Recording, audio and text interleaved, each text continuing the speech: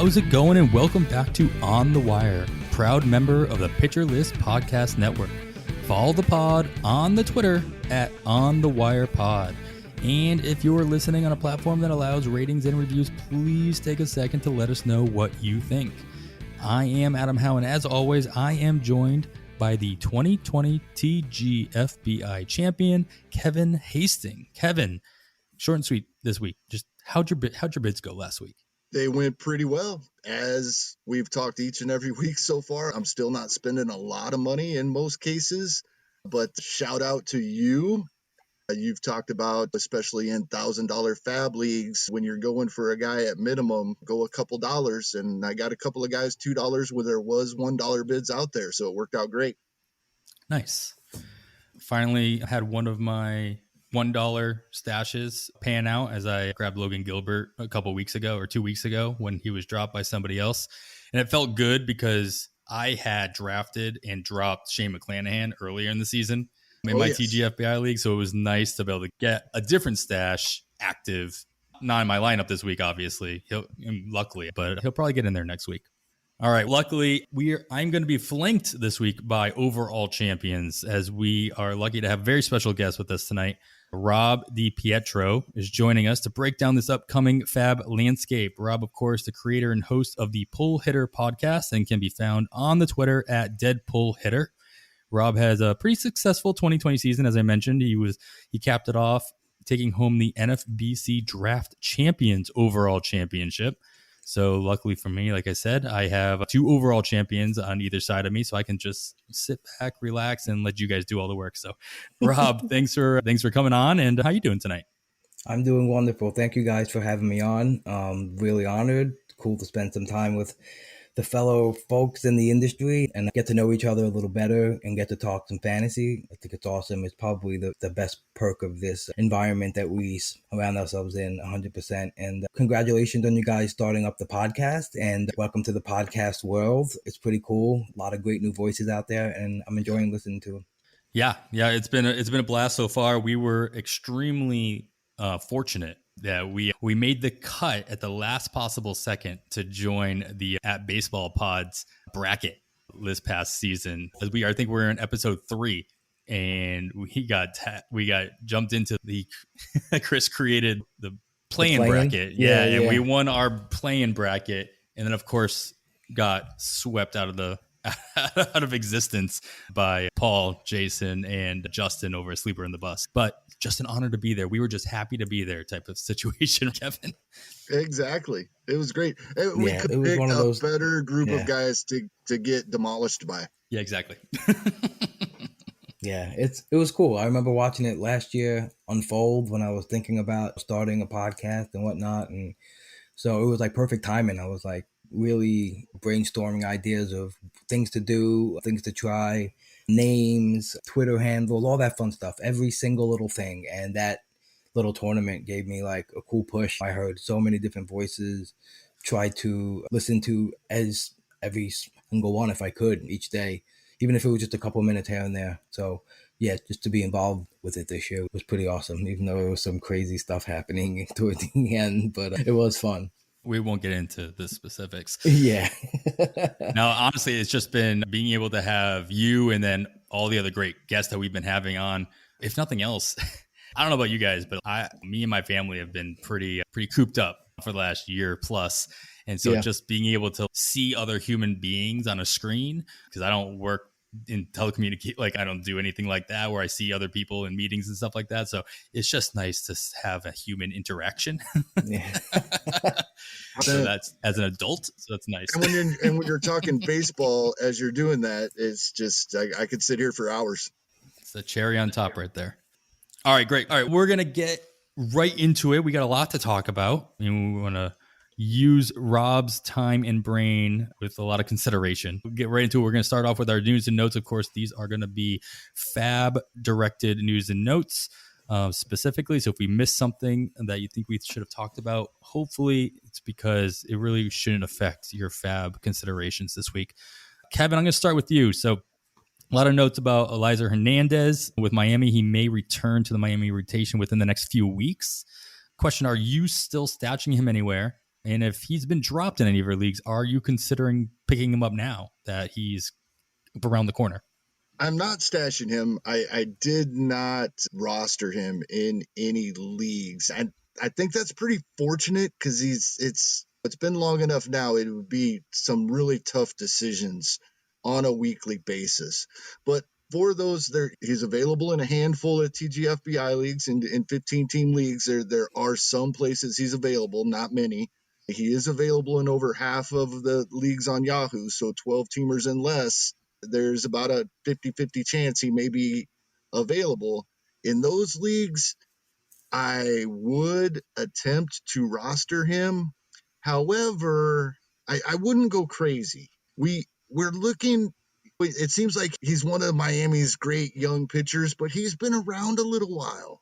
We're talking about 6 starts in 2020 that were good. Prior to that, we're looking at ERAs over 5 for one full season and another season of 15 starts and 21 appearances. So we're basing this on 6 starts. It was awesome. I love it. How can you not love that K minus walk rate that he put up in 2020 of 27% plus? But so yes, on the trying to roster him if he is available, but not going crazy, sticking with the theme we've had going all season long. Yeah, I think those are all fair points. Rob, going over you, the Diamondbacks placed Christian Walker and Asdrubal Cabrera on the IL recently this week. Even with Ketel Marte playing in a simulated game on Friday and possibly nearing a rehab assignment soon, who do you think benefits the most from the current ailing bats in Arizona? So it's a pretty interesting situation there. First of all, I want to tip my cap to that team because they've just had a rash of injuries and they're still 7th best K rate, 15th in WRC plus, 10th best walk rate as a team. They're keeping it together, and it's from the strength of their multi-eligibility. They have a ton of guys that could go all the way around the field. And I think you see that even with Ketel Marte coming back. He could play second, but he played the first 6 games of the year in the outfield. And when that was in the beginning of the year, Ahmed was out, and I had Walker first, Escobar, Rojas at second, Escobar and Cabrera at third. So I think what's recently happened though is LaCastro started off strong, and then he played 11 of the first 15 games he started in, but he's only barely start in the last 10 days. So it seems like he's going to be the biggest loser of the bats recently. I think Rojas and Pavin Smith have been benefiting. They've been really taking advantage of their multi-eligibility and their awesome hit tools, and I think they have been benefiting, and it's going to go forth for sure. I would love to say Varsho, but he's only getting the starts in center, and if Marte goes right back to center, it stinks. But maybe he gets a couple more runs and he gets some couple starts where he's stealing a bag and he has some loud hits and they want to get him more run. I remember they were so willing to say in the beginning of the season that no, we're hell bent on him being a catcher. I mean, I don't see why you just don't give him more games than Voit. Keep Voit around, but don't give him that split with Kelly. Give it to Varsho. I don't know why they're not going that route, but I wish I could say Varsho, and I hope he does get more run, but I think it's just the Pavin Smith and Josh Rojas, and with a sprinkle of Josh Van Meter. He's another guy. He's multi-eligibility in so many leagues, and he does have a pretty, loud hit tool and some speed, and if he gets in there and if you're in a deep league, solid. So those guys all sprinkled around in some fashion. I like it. Kevin, as we speculated last week, Khalil Lee was indeed called up by the Mets earlier this week, but he has yet to make his major league debut in game action. Is Lee worth a stash at this point for the stolen base upside alone? That would be the only reason, and I really don't think so. I don't see him getting many at-bats, even if he does get game action. I think we're looking at a Terrence Gore situation here, or with the Royals and Gerard Dyson. They say they have a plan for him to get into each and every game. He doesn't get into each and every game because that plan is if the game goes extra innings, he's going to pinch run in the 10th or later, possibly. That they want someone with speed. And I think that's a situation we're looking at with Lee here. The Mets have done so many different things with the outfield. They may put him a spot start out there once in a while to see what they got, but I don't think we're going to get consistent at-bats out of this anytime soon. And so it's just too big of a loss in the other counting stat categories if you put him in your lineup. Yeah, I think as a Met fan too, I don't see him getting much consistent play. I liked him in the minors for a couple seasons. It's just his ground ball and fly ball rate just flipped. He was lifting the ball pretty average, and then just a ton more ground balls recently. So yeah, I think he's just another guy I think to keep an eye on. But the Mets have done well with bat depth. They had some great ads in Payar and Villar and Jose Peraza. They've been giving the Mets a pretty big lift in the last couple of games. So yeah, I think Lee is too tough to roster as well. You're not going to get much from him, like Kevin alluded to. It's just an empty play. All right, Rob, slightly staying in New York, a few Yankees players and coaches, along with a few Padres players, were placed on the COVID IL this week, including Fernando Tatis Jr., Eric Hosmer, Will Myers, and Gleyber Torres. Do you see yourself filling these holes in leagues where you roster these players, or are you just crossing your fingers that they return by Monday and it's all just a bunch of bureaucracy? I just think in this environment, it's so tough, right? There's different rules for different players and different timelines to return for different players. There's so many different levels of IL and when you come back or when you can come back. But no, I don't want to cross my fingers. I don't want to take any empty spots. And if I have to, hopefully it's in weeks where it's later on and I feel good in a category where I could go with an empty spot, but for a couple of days. But I'm going to try to fill it as best as I can, as long as it doesn't come at the expense of a better like rest of season player that you're going to cut. If you could afford to add a cheap replacement without dropping like a valuable asset, then I would try to do it as much as I could. So as long as you could hit both of those targets, then I would shoot for that. It seems like Hosmer has a better chance to come back sooner because he was just a contact and he's been asymptomatic. But I think this might give you a shot at Andujar for this week. He's facing four bad pitchers on Texas. And then he's got I think he goes to the White Sox. He gets Keuchel, but he's going to face Rodon, I think, in C's. But I think Andujar might be the biggest benefit from this. And it gets into a really deep league. Tyler Wade might get in there, I think, for 3 games versus some righty. And Kim and DiPietro Marcano, they haven't shown enough, I think, to roster at all, or at least if you have them, if you could afford to not play them, that would probably be the best option. They haven't been doing much this year. Yeah, we're going to talk about another Jurickson Profar also on that list, but I believe like Hosmer is more of a contact tracing right with him as well. So also an option to fill in the infield slots in San Diego for Tatis and Hosmer. Right. All right, Kevin, of course, the biggest news of the week, Seattle Mariners saw the debuts of their 2 top prospects in Jared Kelenic and Logan Gilbert. Kelenic already all but universally rostered, regardless of format, but Gilbert may still be available in this week's FAAB run. If he is, will you be making a push to add him? And on the Kelenic side, like how confident are you to see him stay the remainder of the season? For Gilbert, I think the window for me and the way I'm spending my FAAB dollars is over. You referenced, I think it was prior to us beginning the recording off the air, that you got him a couple of weeks ago. That was when to grab him. And for doing that, you're going to get some benefits. I'm going to put my bids in, and I'm not going to roster him come Monday morning. As I've said that about a lot of players on a lot of episodes, and that's the way it's going to be with Gilbert here. As far as Kelenic, yeah, he's up to stay. Leading off, but what he had 2 doubles and a home run last night already in his second game. He should have been up to begin with. We all know that. But yeah, so he's not going anywhere. I like that confidence. I stashed Kelenic in about 2 leagues this year, and it's nice to know that now I have an open stash spot. I don't have to worry about him playing any more games.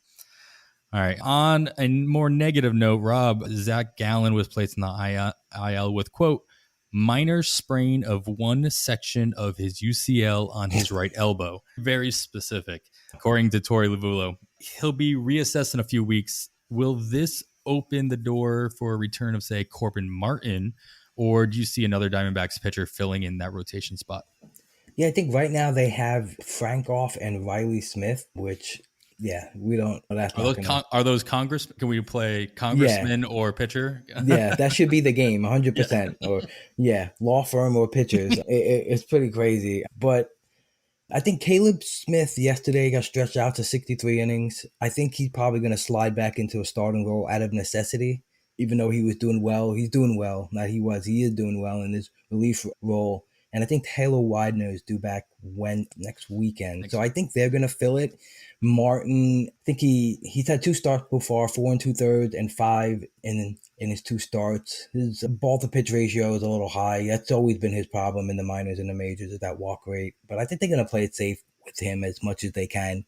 But I think if he comes up, I think they might utilize him on the safe terms and like effectiveness terms. Maybe they do what they're doing with, like, maybe he replaces the Caleb Smith role and he becomes like a next Kopech type. His arm might play up as long as he can keep that walk rate down. But I think it's going to be Widener and Caleb Smith going back into their roles. All right, Kevin, we'll go back to your Royals as well. Alberto Mondesi is currently on a rehab assignment there. Once he's able to return in Kansas City, who gets the bump out of the Royals lineup? If you'd asked me this question 5 weeks ago, I would have adamantly said it was Nicky Lopez. But Nicky Lopez, in spite of a 236 batting average, is getting on base a third of the time, and he is an excellent defender, and the Royals love that. I think he's going to second base. Merrifield is going back to right field as he was in the lineup there tonight. This is the end of the experiment of Jorge Soler playing right field. He literally cost them an 8-run inning single-handedly the other night against Detroit. I don't know if people realize that. Detroit put up an 8 spot. They could have been out of the inning with no runs scored, but for Soler's defense in right field. So what we're looking at, Dozier is on a concussion protocol, 7-day IL, I believe, but the test came back negative. So when he comes back, we're no longer looking at Hanser Alberto on a regular basis against lefties. He'll still get in there once in a while. They like him as well, but we're probably looking at the end of they've been trying to get guys like Ryan O'Hearn at DH with Soler in right field, and that's done. Soler's the full-time DH, and Merrifield's back to right field. Kevin, you're a Royal fan? Oh, absolutely. Okay. What do you think? Because a part of me also was looking at too, like, how long does Michael Taylor last with his declining OPS and just terrible hit skills? Is that leave it open? Can anyone else play center? I guess that's my question. Can anyone else play center if anyone wanted to go to like Benintendi or Witt? Whit Merrifield has played center for them in the past, and that would probably be the move. Hunter Dozier to right field.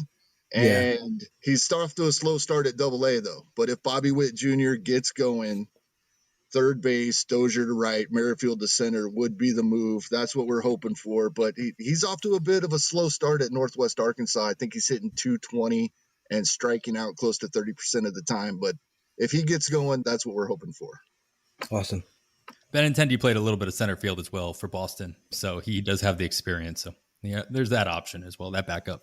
Do you think Kyle? Sorry, one more question for Kevin while I got him here. Yeah. What are your thoughts on Kyle Isbell? And do you think at any point like he would become maybe the extra outfielder over Taylor, or do you think that Taylor is going to keep Absolutely. it? I see Isbell coming back. They went through a stretch where they faced a left-handed starter 7 consecutive games. Right. And he really struggled against left-handed pitching. I think as soon as the minor league season was getting going where he'd get in-game action, they got him down to get his consistent at-bats, work on hitting against lefties.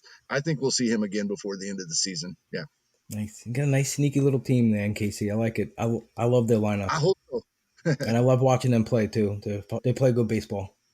I don't think Kansas City has this kind of reputation, but it is nice for them to know that keeping Isbell down for a couple of weeks will get them that extra year of control as well. Right. They're not the first team you think of when it comes to that stuff, but I think that probably was a added bonus for the sundown. Because people forget, you don't have to send them down at the beginning of the season. When it is. As long as you miss 3 weeks, basically about 3 weeks or 4 weeks of the season, at some point, you'll get that extra year of control. All right, we'll move out west. Rob Edwin Rios of the Dodgers was set to have shoulder surgery, ending his season. With all the mounting injuries in Los Angeles, do you see an opportunity for anyone else to take on more playing time there? And as I'm reading my notes here, I realize I added the whole bit about Albert Pujols signed with the Dodgers today, or is expected to sign with the Dodgers today. What are your thoughts on the situation in Los Angeles? Yeah, I heard Pujols called Bauer, and he said, "Can you teach me how to pitch?" No, And he just needs Bauer, to play center field. and Bauer, yeah, and just, Bauer said I just could, put Pujols in center yeah. field. One He game, said, one inning. Oh man, I don't know. I hope this doesn't push like Munchie over to second and knock out Lux more than, because Lux has been getting some action, and I'd like to continue to see him get some looks. But I guess depth wise, they are going to try to move guys around that way. Maybe Pujols finds some ways in to the lineup here and there. But it's funny because for as much as the Dodgers get touted as like a deep team, like a deep rotational team, they've had a pretty stable core of guys playing every day because of those injuries. Like Justin Turner is in the top 40 in plate appearances. This is the guy who obviously is a long season still, but this is the guy everyone pegged him to take 2 or 3 days off a week, and he's getting 1 day off every 10 days, which is extremely different than what we expected. I think maybe Matt Beattie was getting some chances before the Pujols signing. He's got some multi-eligibility. He's probably not a big bet to make a difference in the lineup, but I think McKinstry is due back at the earliest next weekend, maybe like 10 days. And then you got Bellinger. But maybe this signing tells us that they're not confident in Bellinger's timeline. I don't know. Like maybe that's roped into it a little bit. I'm not exactly sure, but I think too, it's one of those signings too where it's easy for it to succeed for some reason. It's just easy for it to work. It's easy for us to see Albert in the playoffs, in the playoffs.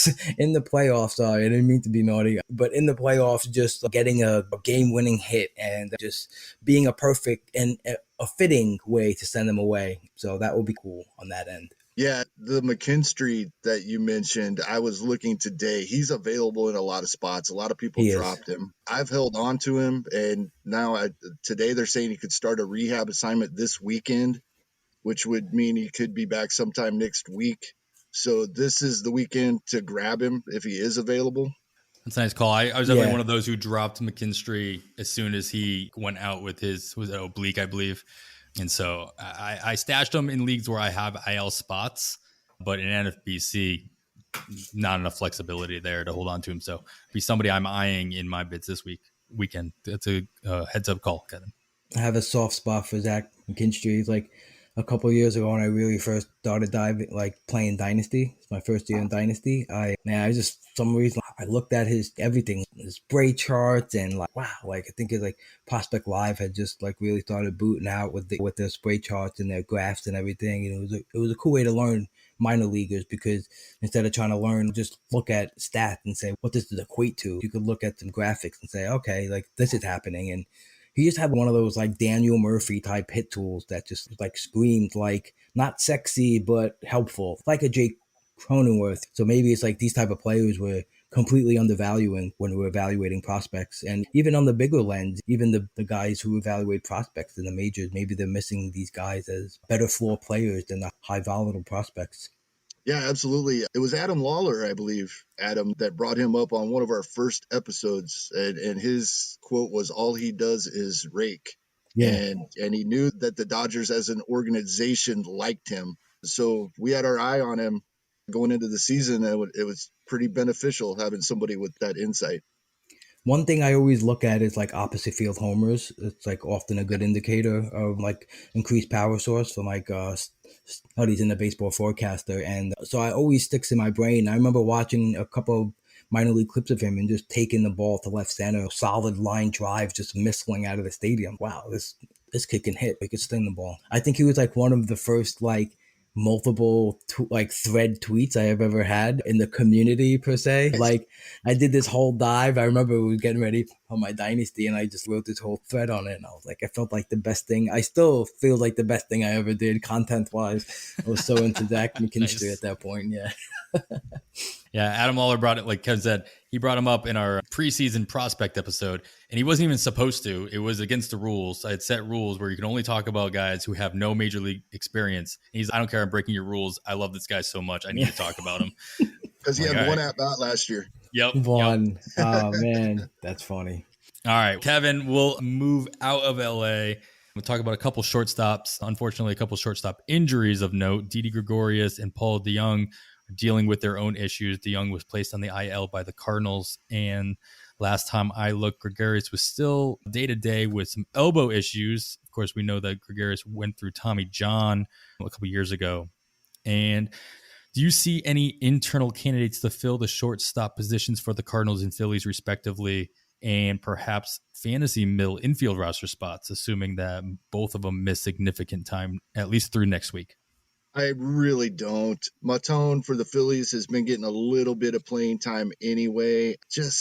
There's just not enough there. He hits at the bottom of the lineup, and he's got a 288 batting average, but he's not scoring many runs and he's not driving runs in. He's just hurting the other categories.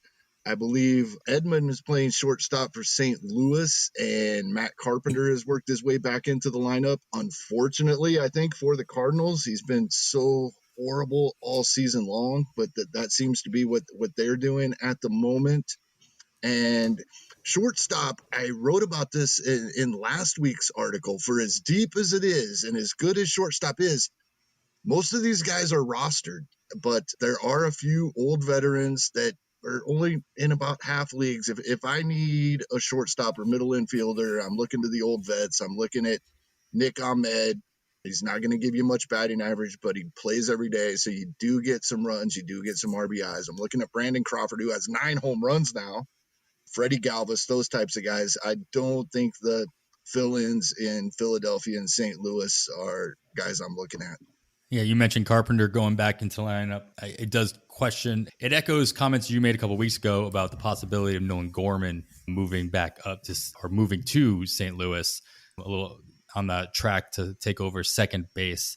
So just something to look into. It's not something I've looked into yet. We're getting close to that second important date, right? Right. We passed the first one. We're about a month away, and then we can start thinking about that. About Super 2. Carpenter, though, with a 20.5% barrel rate and a 51% hard hit rate. Because he just got a 111 BABIP. It just, oh man, like it's weird. He still like shows times where he just stings the ball. It's just, he definitely looks like he's trying to lift everything now more than ever. But I don't know. He could be sneaky. Like I don't trust it. Like, I love all the other guys that Kevin mentioned. Those are great targets for teams to fill in versus these guys. But I don't know. There's something sneaky there about Mr. Carpenter. I think if you're in a really deep league, and he could just catch one of those streaks where he does Carpenter things. It wouldn't be the first time I thought right. he was done. Yeah, I know. That's what baseball needs. Positive Carpenter story. There we go. All right. On a slightly better note, Rob, Christian Yelich is off on his own rehab assignment. How confident are you that we see him back in Milwaukee sometime next week? Yeah, I think he'll be back sometime next week. I don't know if it's going to be the early week. So if you're playing a weekly league or Monday through Thursday, it's probably going to be a close call. But I think for the last part of the week, he's going to be good to go. He played a game last night in the minors, and I don't know if you guys saw any of it. It was a good sign that I think Will Salmon from The Athletic was mentioning that he wasn't wincing at all. So that was a good thing. Like, he wasn't showing that physical, ounce of pain in his face, which he was showing, they said, for pretty much the whole season this year. And they just said he was the first one out of the dugout. Like, he just felt like, they said he looked like he felt like he wanted to play more than anyone out there. But he got up to the plate, he struck out twice, and he actually had 3 whiffs on pitches that were 71 miles per hour from a lefty. So I'm glad he's healthy. I love Christian Yelich. I think he's an awesome skill set. Another guy just great for baseball. It's better when he's succeeding. So I'm rooting for him. I have him in 1 league, actually 2 leagues. So I don't have a ton invested in him, and somehow I've been lucky to be able to cover his spot so far. But I'm hoping he can come back and give my team a little boost, and I'm rooting for him too. I'm sure Milwaukee fans will echo a lot of what you just said there. Yeah. All right. And the last thing, Kevin, the Padres are supposedly considering moving Dinelson Lamet to the bullpen, and considering the recent workloads he's had, limits he's had, and the recent Drew Pomeranz recently being put on the IL, this might be the best route for him. Would this move make him more or less likely to stay on fantasy rosters? Personally, for me, more likely, and hopefully for others, less likely. I did not acquire Lamet in any leagues this season. I was concerned about the end of last season, and it just looked like there could be trouble ahead. The workload limits you mentioned have come to pass. And as you mentioned, this could be the best route for him. And there are certainly fantasy players that have him rostered that if he's not starting and he's not the closer, they're not going to keep room for him on their rosters. And he's the type of guy that I do like having on my roster. So in places that he's dropped, I will definitely be interested. I have guys like Hansel Robles, Toby, Bat Flip Crazy, tweeted it out, got his first save today. I've been starting guys like this. Lamet would fit right in leagues where I don't have guys getting a lot of save opportunities, maybe not have the depth of the starting pitching position, and he's a perfect guy to fill in those types of situations. So, yeah, for me, more likely to be rostered if he does become available. Rob, do you have any opinions on Dinelson Lamet? Because I feel like everybody has an opinion, whether it's in one direction or another, and usually it's a pretty strong one. What side of the line do you fall? I'm pretty neutral on him. I'm just a big rooter of everyone doing well and everyone being healthy. I just want to see everyone be healthy and show their skill. And he has a great skill. And I think it's where we go wrong as fantasy players or even just analysts or just a lot of people critiquing his route, and it's all of a sudden they know more than his doctors and team doctors. The funny thing, people like to toss it around, and they came to the determination that just the surgery it would just be the same effect if you just tried to pitch it out. And I hope that he can probably get some piggyback wins if he comes in second off of like Weathers or something like that. Yeah, he's fascinating. He's a fascinating pitcher. I don't think he lasts, unfortunately. But yeah, I do think his value shifts differently in leagues. But I'm not the kind, I don't like to roster guys like that unless there's like a extreme need to get, if I have like starters where they're just really bad and I like to get a guy in like him. But otherwise, it's not like a strategy that I try to use, at least. Yeah, I'd be very interested to see, like you just said, Rob, if he becomes like a piggyback situation with Ryan Weathers, who has had his limitations recently as well, though He is slated to start on Sunday. We'll see how far he goes into that one. Yeah, and we see the value of the piggyback, and we see Yarbrough probably going to go back to it, and he's better in that role. He'll give you more wins, better skills. So it's an interesting thing. It's also not easy to project and hit on all the time. I feel like it's always good with one of those guys if your pitching staff is just really solid and you could just throw them in there and not rely on them. Because I feel like some people pick up like ratio guys and just consciously think they're just going to help them immediately. Just those 3 innings a week. They contribute, but they're not the needle movers. All right, that's going to do it for our news and notes for the week. As always, we try to keep it to FAAB-oriented news and notes or things that might adjust your FAAB recommendations for the weekend. Moving on, since we have Rob, we have the Deadpool hitter himself here. One of the major things you do over at Pull Hitter Podcast, Rob, is every Monday, it might be Monday or Tuesday. You come out with your episode weekly where you go over trends that we're seeing in the main event and the NFBC main event. For those who do not know, it's a 15-team league, 30-man rosters. No IL spots, as we reference a lot on this podcast. Different NFBC formats all have the same roster sizes. Right. And you go through what we've seen, what trends are going on. Tell our listeners a little bit more about what you talk about on your podcast, which if our listeners are not listening to your podcast by now, as soon as you're done with this one, go listen to at least half of Rob's off-season podcast. You might need some time. There's a couple of long ones in there, but it's amazing content that you've been putting out. And I highly recommend everybody stop what they're doing and put that into your feeds, into your personal feeds as well. But talk to us about what some of the stuff that you guys have talked about on your early week pod regarding what you've been seeing in FAAB the first couple of weeks of the season. Yeah. So first of all, thank you. I appreciate the kind words, man. Trying to chip into this wonderful fantasy baseball world as much as I can. But yeah, so usually been Mondays or Tuesdays. It's a FAAB recap of the NFBC main event. Mentioned there's 30-man rosters. There's actually 43 leagues, so it's a 645 man overall with a $1,700 entry. And I do the podcast with Todd Whitestone. He writes for spstreamer.com. He does a FAAB article that he recaps the same thing, the main event, and that comes out on Monday. So we do a little tandem hit on it. We actually play in the same league together, which is also ironic, the same main event league. So we talk about that a little bit. But for anyone listening, like it encapsulates everything, because it's not only just NFBC related, like you can take it to anything that you play, because it's a pretty high level play, and some of the touts on the players are several weeks in advance of when you see them on Twitter. It's pretty competitive, very competitive, and so we try to just go through the trends, like what we're seeing, the highest bids, who went for 200, who went for 100, even the drops. We also try to hit the drops. Like we usually pick a point where we consider it probably like a tough drop. Obviously, all the major drops, the guys dropped in every league, it's an injury or just lost a job. So we go through the trends in every possible way that we can, and then we just digest to some of the trends in the money. So like what teams have left, what they're spending weekly. So I think it started off in the beginning of the year, like week 2 and week 3 were in the $80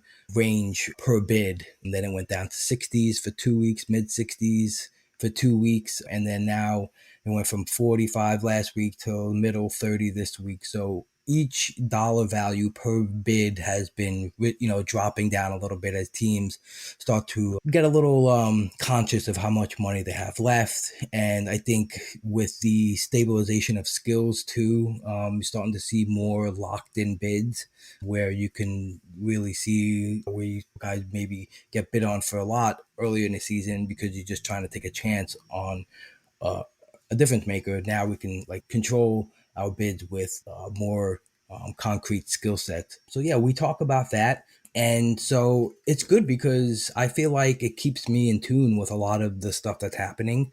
It's almost like I'm forcing myself to look at it a little more and understand. Because last year was my first year in the main event, and it was a short season, but I had studied for a year straight of fantasy, and I was like, wasn't gonna let the short season not let me play.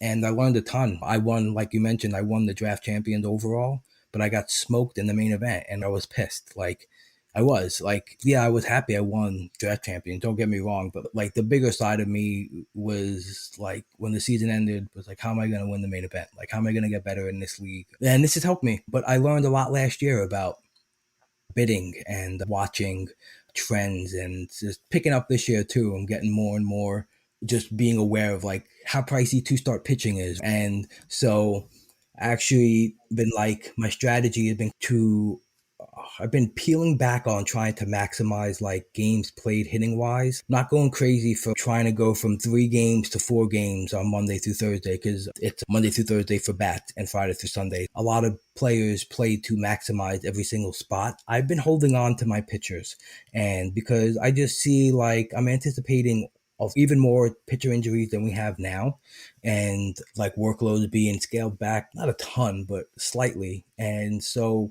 I've been holding on to pitchers like Tyler Anderson instead of streaming to try to play best matchup. Just like trying to bank on what I'm seeing so far from those type of pitchers and keep them around, and really trying to, like most of my teams, I think we're all trying to get saves as well. That goes bonkers. You get your $300, $400, $500 save guys. I haven't touched that. The highest bid was that I bid on all year on a play with Alex Reyes, and that was in the online championship. And it was in week 2, and he was still out there. Someone dropped him in my league, and I put down like 282 for him. But I also had 2 really good closers, and I had a strong team. And like right now, I'm in 22nd overall in the online championship, and Reyes has been a big part of that. So it's like the best money I've ever spent. But no, I haven't. But it's literally been the best FAAB money I've ever spent. But like, right.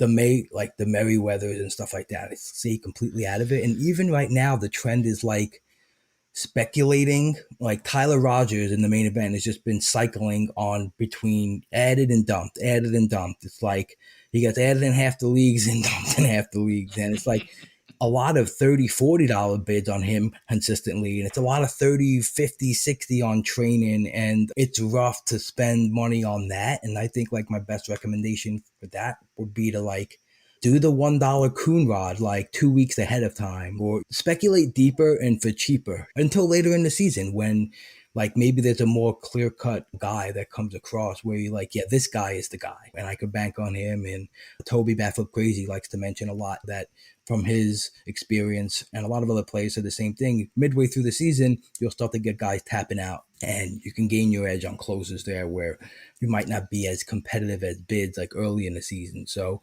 that's People my expect that closer. They don't need them when they become available. right. Correct. Exactly. 100%. And that's the thing too. Like I'm not also using my spot. This is my personal strategy. I haven't been using spots as much as I can, like on a Scott Barlow, hoping for one, on Coonrod, hoping for one.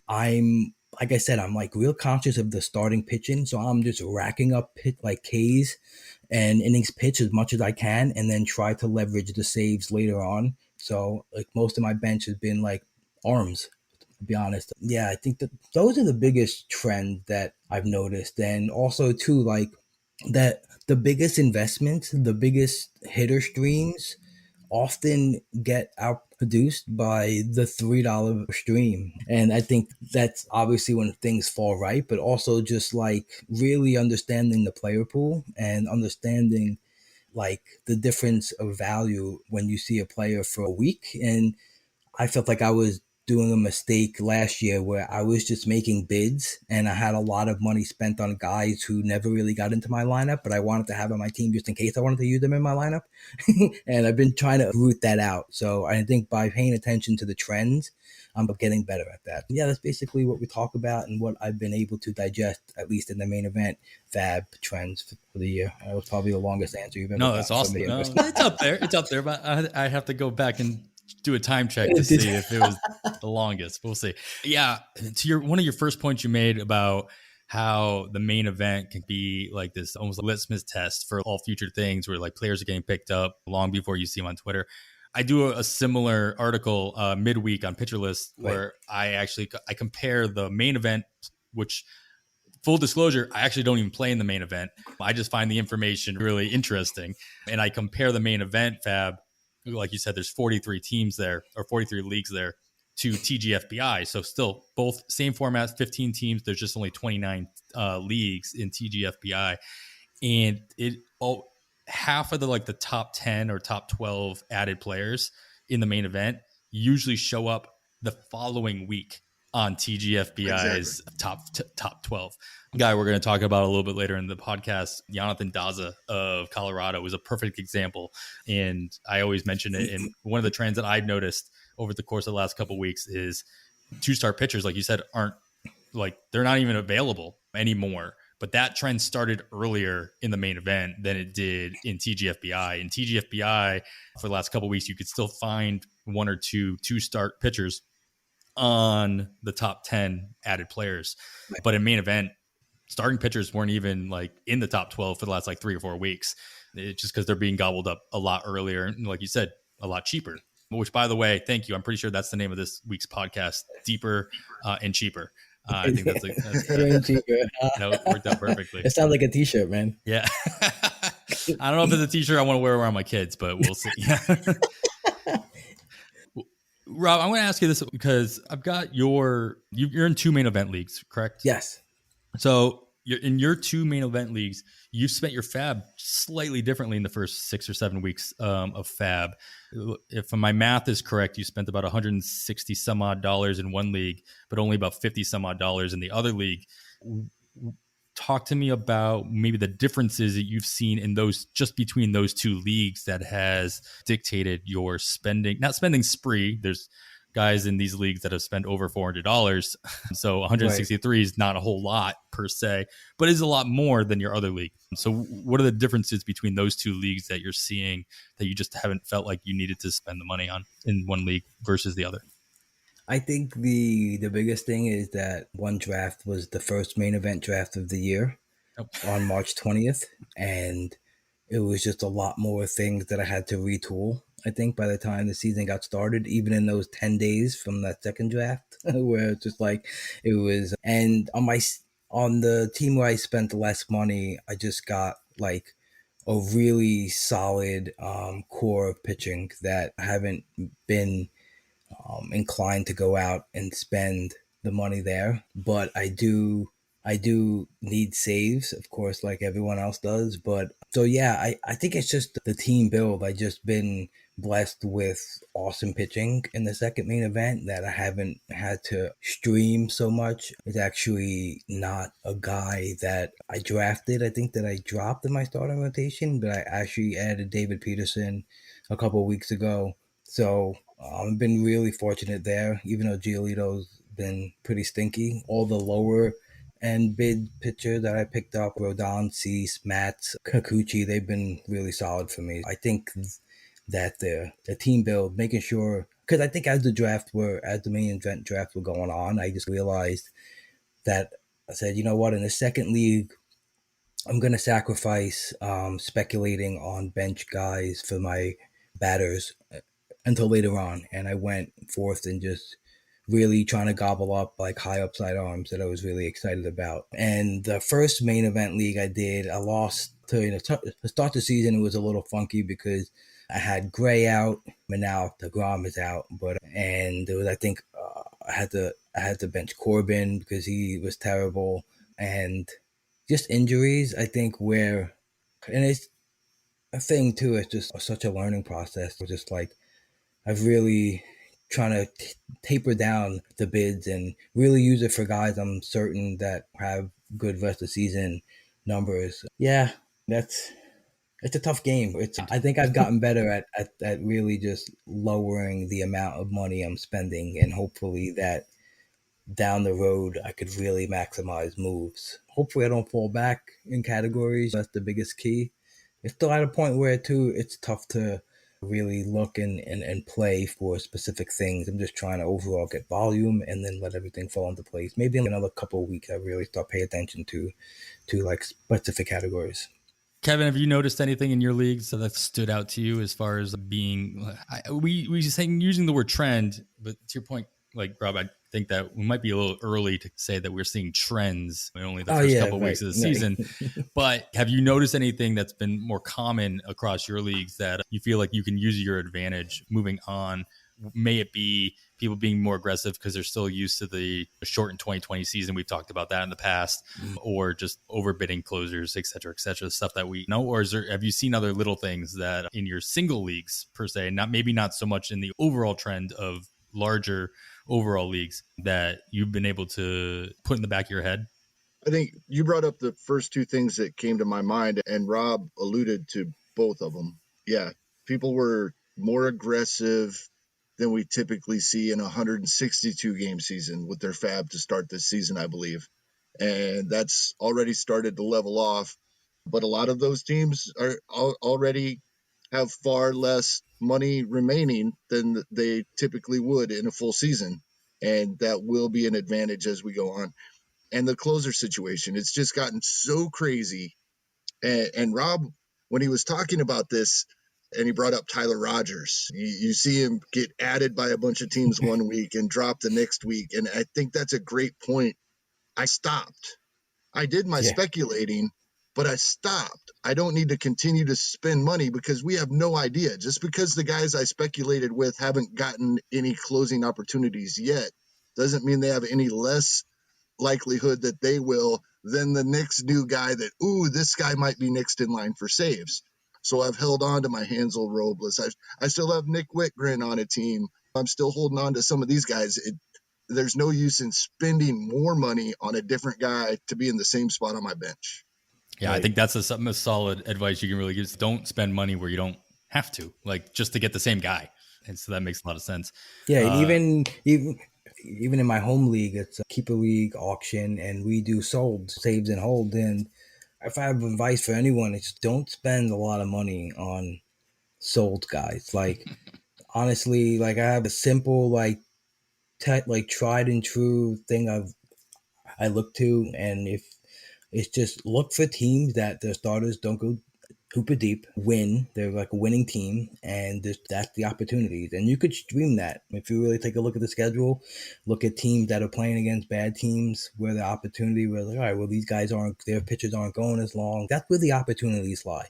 And you don't have to pay up. You don't have to get Pete Fairbanks for $7. Yeah, he gets a ton of holds. Yeah, you could get that for way cheaper than bidding up for those things. People get excited for Tampa Bay relief pitcher. There's so many of them. There's so many there, and they're all effective, and everyone wants to jump on it. That was another thing last week. This week's results, like in the main event, Springs, Fairbanks, they all had and Kittredge. They all commanded bids over $70 with Castillo coming back today. I think he came back, right? Or yesterday? Yeah. Like, what is that? Like, I think Springs went for 140 in the league. Why? Yeah, for 1 week.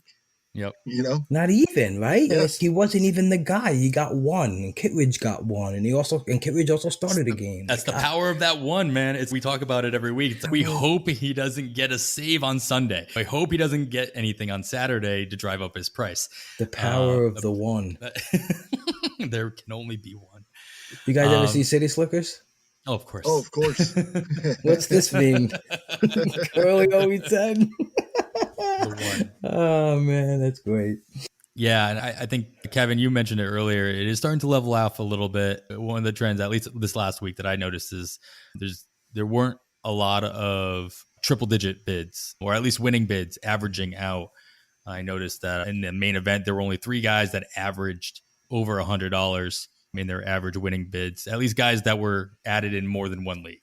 You're always going to have the single-digit guy or the single ad guy who had to be dropped by somebody, or the challenge drop that happened by somebody and gets picked up the next week. But TGFBI only saw 2 of those guys going over $100. So, and those are the ones that really opened up her eyes. Like when you see Carrasco went for 440. Yeah. You see, like you said, the one guy, he's got a 98% ownership rate, and those guys are going to go for more than other guys at the top of the list. Players like it's going to go. Everybody sees them. Yeah, this guy's free. This guy's available, and immediately. And then if they're a good player, like you said, if they've been a team is forced to drop them for other needs, they become available, and it's just whoa!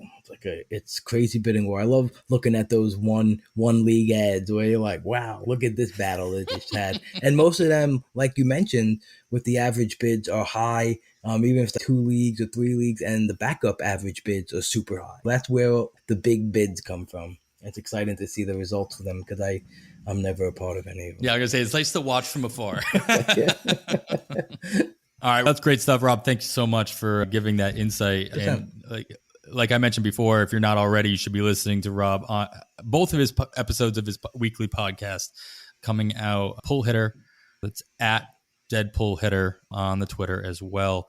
And the Twitter. Yeah, that's where everybody lives. We'll move on. We're going to move now into the meat of the episode, our player recommendations. As always, we go category by category, and we'll start off with some power options here. And Rob, I'm going to start with you. Who's at least one? You listed a couple guys here, so go ahead and just give me some options that I should be looking at, regardless of league size, if I need a little power boost in this upcoming week.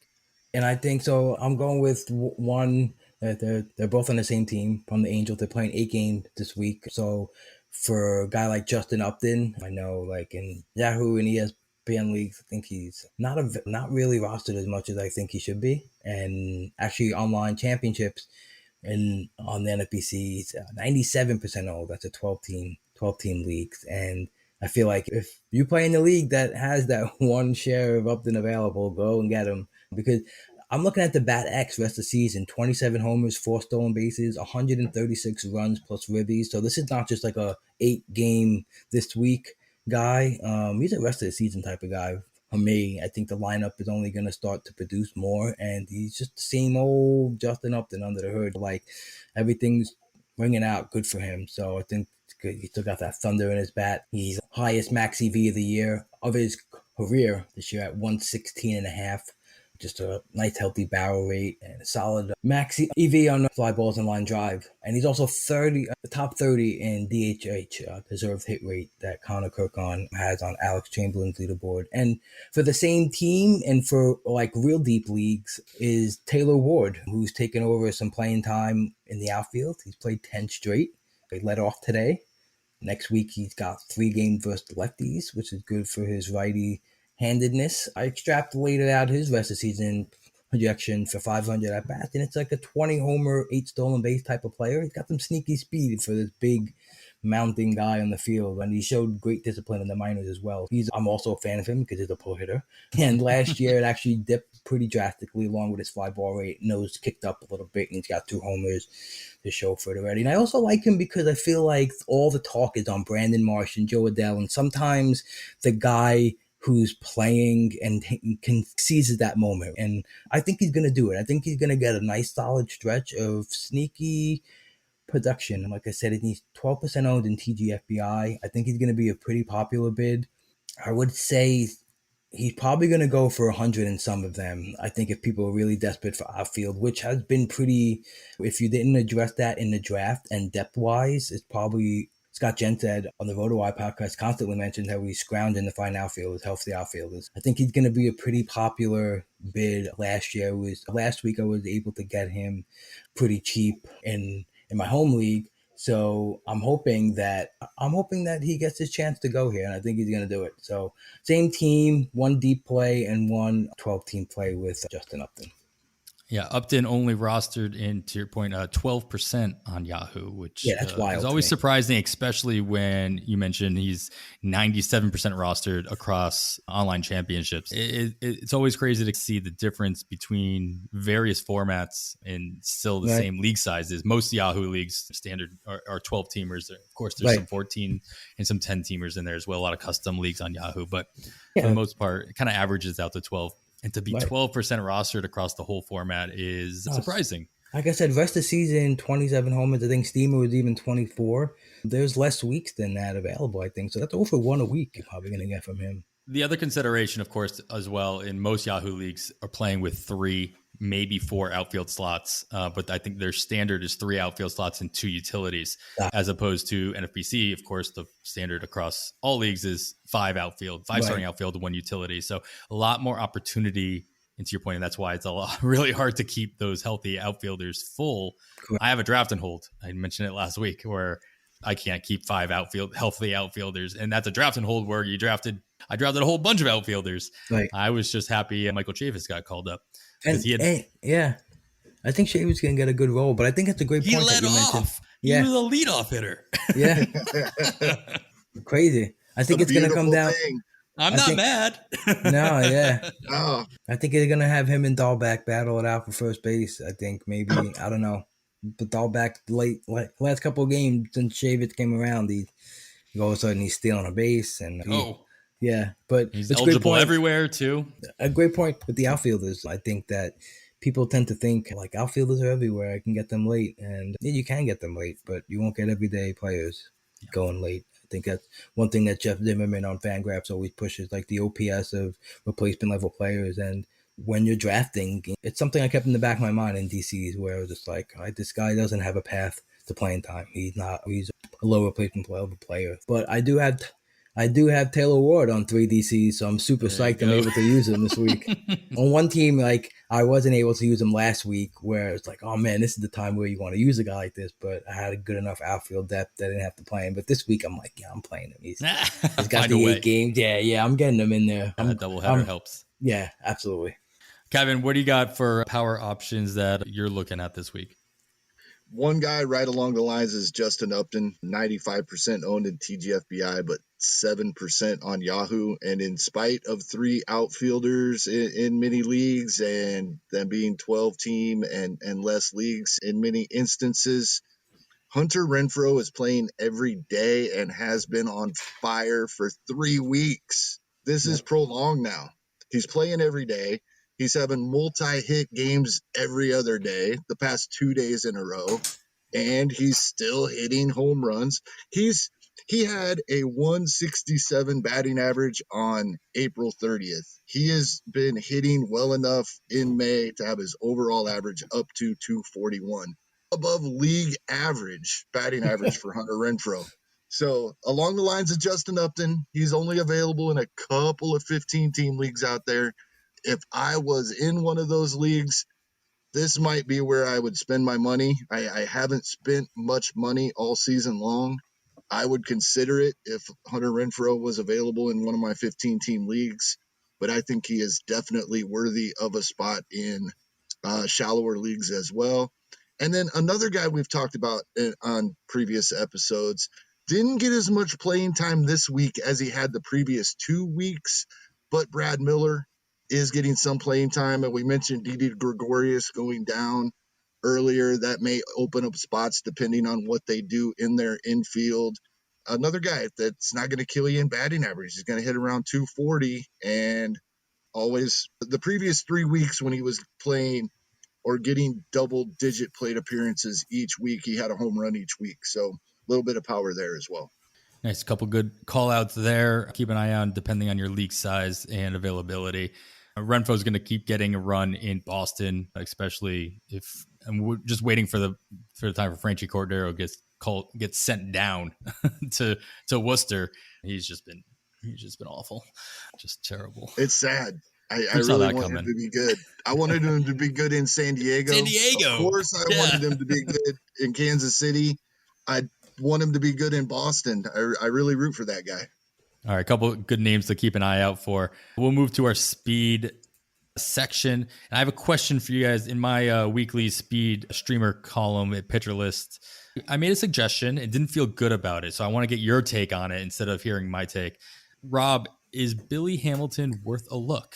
If Tony La Russa continues to put him out there, he started 4 days in a row, center field, granted toward the bottom of the White Sox lineup. He's not gonna crack the top of the lineup, but he's playing every day, or at least has been. Is he worth a look, even as a stash? Or if you're in a league where you just need an outfield spot, you need a healthy outfielder that might be playing most days. Is Billy Hamilton somebody that we should be considering? I personally don't think so. There you go. Thank you for the cold water. I appreciate it. This is not a skill set I tend to have on my team. I can't do it. Even speed, starve, I don't really think I can do it. It's tough. It's tough to roster those skills. I think it just dragged you down way around the other stats. Especially like you said, he's not hitting at the top, so there's no chance that he gets a big boost in runs or anything. And I think his stolen base opportunity is really, has suffered because of that. So I don't know. Yeah, no, I'll pass. Sorry. I agree. The caveat I have is not yet. If he's available in mid-August and I have a nice foundation in my other categories and could use 4 or 5 stolen bases, might gain me 3 points in the category, that's when I make that move. Boom. There you go. Nice. All right. One other guy I want to mention, just keep an eye out if he is available, Jurickson Profar. He's been dropped in many spots. He is currently on the COVID-19 IL, as we mentioned earlier in the podcast, but it seems to be more protocol for him, contact tracing and what have you. So you cross your fingers that he could be back pretty much any day. San Diego is the Major League Baseball leader in stolen base attempts and successful stolen bases by a wide margin. And they have some really good matchups coming up this coming week with Dom Nunez of Colorado and Luis Torrens of Seattle. Both have proven to not care too much as they've allowed 22 stolen bases each throughout the course of this season.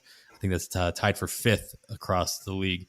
So I think if Profar comes off the IL come Monday or at least even before that, come bidding, and he's available, he's somebody I take a long look, especially with multi-position eligibility as well. And he was playing plenty, a lot more than I think a lot of people realized.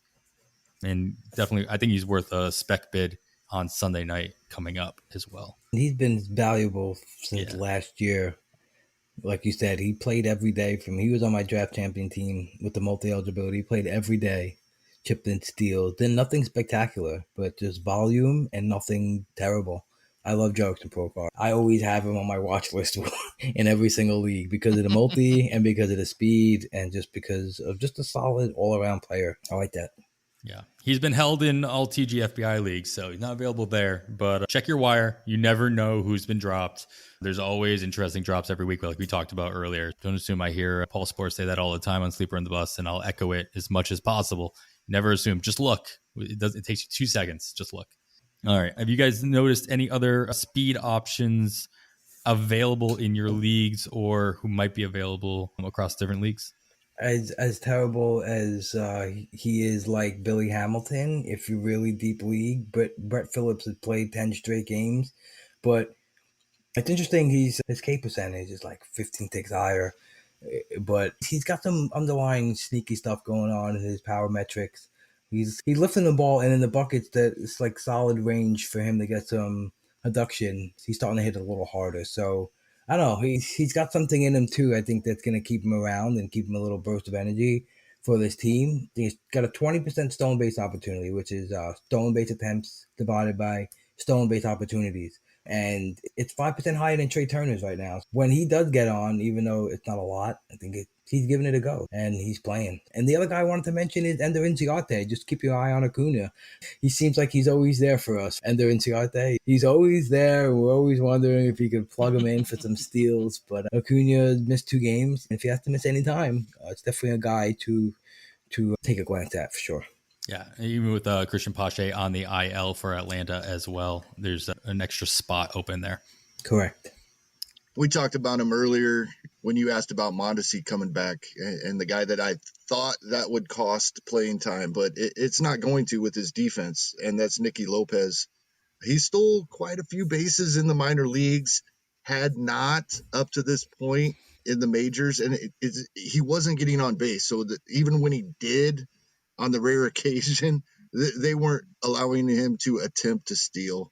He's got 4 on the season now, with 2 of them coming in the last 3 games, including tonight. And he's in the lineup nearly every day.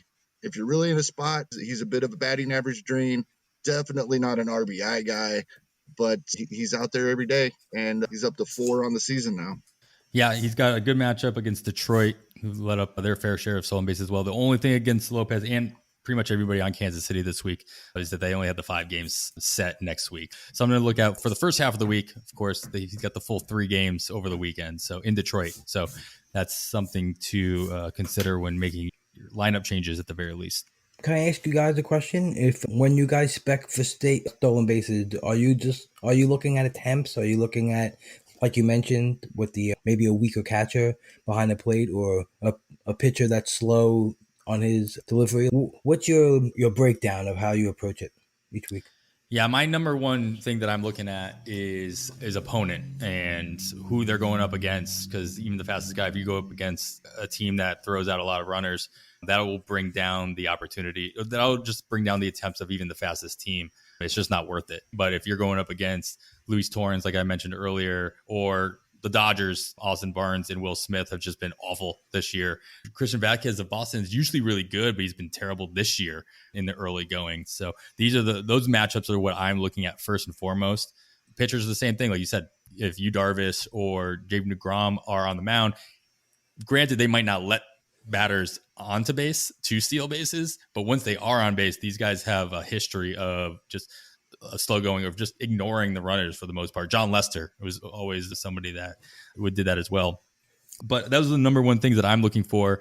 And then also just the teams that like to run. So it's like Kansas City, Texas, San Diego, Miami. They've shown it year after year, and this year is no exception for a lot of these teams. If they like to run, they're going to continue to run, at least when they're successful. The more they're successful early on, they're going to continue to run throughout the season. Even unless you're a team like Detroit who has nothing to lose and they're just going to keep running, just why not? And so those are the things that I'm looking at when I'm streaming my stolen bases. And we talked about this with Scott Chu last week about the viability of streaming stolen bases, even early in the season, can be really good if you pick your right spots, right? If you can get 1 or 2 stolen bases in a week, that can add up. Like it can add up right away, because even the Mondeses they could steal 50 bases in the season. On average, if you get a guy that steals 2 bases in a week, I mean, that averages out to more than 50 stolen bases throughout the year. You're not going to keep that guy. He's just going to rotate him in and out. And if for 1 week, he might hurt you in power, he might hurt you here or there, but there's no guarantee anyway in those categories anyway. So I find that to be a pretty valuable or viable option, at least. One thing not to forget to consider is interleague play. We always look at the DH situation, but if you have an American League team going to a National League ballpark and it's a guy like Lopez that hits at the bottom of the lineup, he's probably not getting many attempts. When the pitcher's at the plate, they don't like you getting thrown out and the pitcher getting to hit lead off the next inning. Attempts go down drastically for guys at the bottom of the lineup when they play in National League parks, so keep an eye on that as well. Right. I did something different this year, especially in my second main event team. I, instead of later on to fill out my bats, instead of picking a specific role for someone like a power hitter, a stolen base guy, I tried to make sure every guy had at least 3 or 4 or 5 steals in the projection, and or if I liked their speed scores, like just chopping away. So I know I probably sacrificed a little bit of power, even though I tried to get as much as I can. I was like more confident and like thinking I can get power by streaming it instead of trying to bid for the Roman Quinns of the world. So like I was constantly in for Solak and Taylor and guys like Willie Castro and Simeon, just hitting that range where every guy was getting me 3 to 11 on top of maybe one guy who can get me 20. And so I haven't really looked that way yet of trying to go for quote unquote steals, because I've been good in a decent range because everyone's chipping in a little bit. And it was something different. It's something I didn't really ever do in drafts, but I turned my attention that way. And I'm liking the way it's panning out so far, even though I do have to keep an eye on the home runs right now. Or move on to our opportunity plays, the guys that might have some extra playing time coming up, some positional flexibility, maybe some really good matchups in the next week or two. And I want to lead this off with the guy that I find really interesting, if nothing else, just because of the up and down nature of his rostership, at least across TGFBI and the main event over the course of the last 3 or 4 weeks. And that's Jonathan Daza of Colorado. He's one of the most added players during the FAAB weeks of April 25th and May 2nd, and then literally became one of the most dropped players last week. And he was dropped in 30 of the 43 leagues in the main event and 12 out of 29 TGFBI leagues due to obvious decreased playing time, not playing pretty much ever throughout the course of the week. But his playing time has ticked up. And Raimel Tapia was back in the lineup today, but Charlie Blackmon is battling an injury as well, or groin injury. If he continues to see playing time, and he was in the lineup again today, this is a sneaky play. And he was going for, on average, about $30. He's not breaking the bank anyway. I think you can get him a lot cheaper coming around. And I think a lot of people would say that they were, quote, burned by Daza. And he's a little bit more under the radar going into this week. He had 3 straight games with 3 hits each. He's got some skills there. He's got sneaky speed, 75% sprint speed so far this year, and 75th percentile. So somebody I like who's getting playing time right now. He might not keep it for a long period of time, but for 10, 15, $20 bid, he can fill a hole, especially in those leagues where you're just desperate for an outfielder that's playing most every day. And he's got a couple of games in Colorado this coming week as well. So not all of his games are in Colorado. At least half the week. Doesn't hurt. Man, I was 2 or 3 weeks ago when he started to play. I had a little bit of a love fest for him, I gotta admit. And I just saw the hit too. I saw the declining average in the league, and I was like, just really been jumping on guys like Luis Arias and himself, just for that hit tool, and it looked like he was getting playing time. I got super excited. He had a run of, I think, 11 out of 12 games, and then all of a sudden the Rockies rockied, and he started losing his playing time. And then, like you mentioned, I think 2 weeks ago, 3 weeks ago, I got him for $28 in one of my mains, and I was super excited for him. And then I still held him in there. I think I dropped him in another league, and I think I have a smaller auction type league in the NFBC, and I think I dropped him there because just thought the run was over. But apparently it's back. and I think that's a great look. I do like his skill set. Now all of a sudden you look and his OPS is over 800 and batting 300 again. But the Rockies, they scare me so much. Oh yeah, he's got like I said, he's got 3 hits in each of his last 3 games. He's got 2 hits tonight. and they're tied. They're tied at 2 apiece right now in the top of the ninth. So strong possibility he gets another at bat and he can get that third hit, and that'd be pretty impressed. That would be pretty interesting. Wow, good for him. All right, Kevin, you notice anybody else that's been seeing a little bit extra playing time lately, or might have some good matchups coming up in the week? I like as a team, and Rob mentioned some of the players earlier when we were talking about Marte possibly coming back soon. The Diamondbacks, 7 games this week, 3 of them at Coors to end the week for the weekend. Guys like Varsho are available. He's getting run out there. He's even available in some 15-teamers. He's only 88% owned in TGFBI. I keep bringing up Nick Ahmed every week.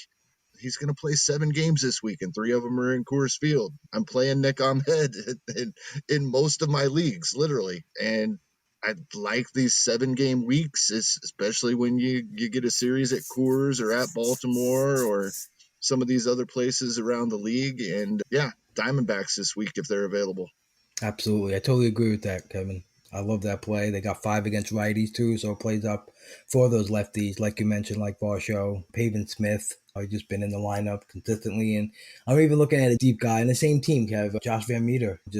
He floats around, and he might not get that full slate of games, but if you're at a spot where maybe you need to cover multiple spots, possibly, we got a couple guys like that might be out of the lineup or up in the air. I think he's a sneaky solid ad this week for the versatility and for the possible upside. He might just give you a homer and a steal in a week, and I think that's solid. And I actually wanted to mention Chad Pinder. He's back, started at shortstop, and Andrew stinks. He's had some solid hit profiles for his quality of batted balls in his last couple of years. So I'm pretty interested at Pinder. I think in some sites he might be qualified too for multi position as well. And yeah, I think it could be sneaky. And for another opportunity play is Kurt Hazuki with that 8-game week. Man, he's got some clear playing time. And I think if you need a catcher and he's available, it would be a good scoop.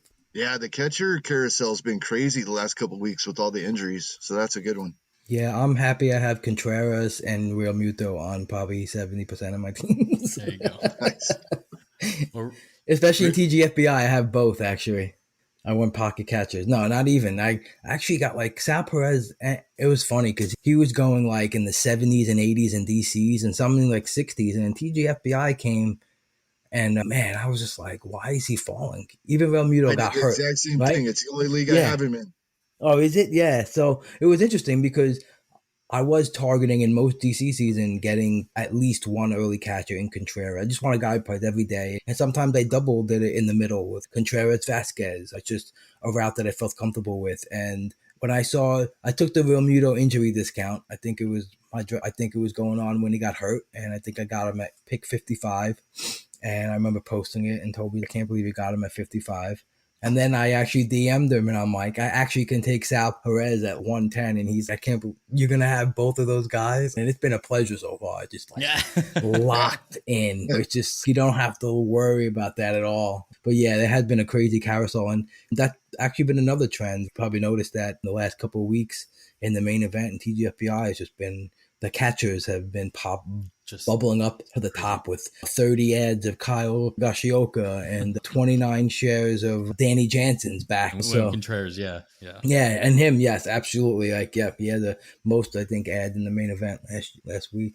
Yeah, and then just calling out Suzuki is great. Just the fact that the Angels do have that 8-game week with that doubleheader on Thursday. Keep an eye on availability of players from the Angels that you see on your wire as well, depending on what hole they could fill. Right. We call out there. All right, we'll move on to our pitchers. We'll start with our counting stats, wins and Ks. Of course, mostly 2-start pitchers, any guys that are coming in with a really solid matchup, who they can vulture a win as a follower, stuff like that.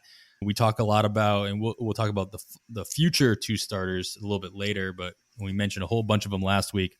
Rob, you got one listed here that is still in line. So why don't you talk a little bit about Logan Webb and your interest that lies there? Yeah, so everyone's probably going to think I'm crazy going at Cincinnati and LAD, but 63% owned in TGFBI. I think, I don't know, I'm a really big Logan Webb fan. I think I have him on every draft champion team. Just skills look really elite. like near elite in the last 2 games. But on the year, he's got a 26.5% call strike on the sinker, 30% CSW on 3 pitches, and above average swinging strike on 3 different pitches. And he had I found that he had a 34.8% put away rate, which is behind Ohtani, DeGrom, Peralta, Burns, Kershaw, Glasnow, and Erod. Pretty solid. 3.5 Sierra, 26% K rate, and the walk rate is a little bit high, but the ball percentage rate reflects that the expected walk rate should probably be like a couple percentage points lower. So I know he's walking into 2 pretty solid offenses, but I think you could probably expect about 11 Ks in the 2 starts, and hopefully he can keep around like a low 4 ERA, and I think that's pretty valuable.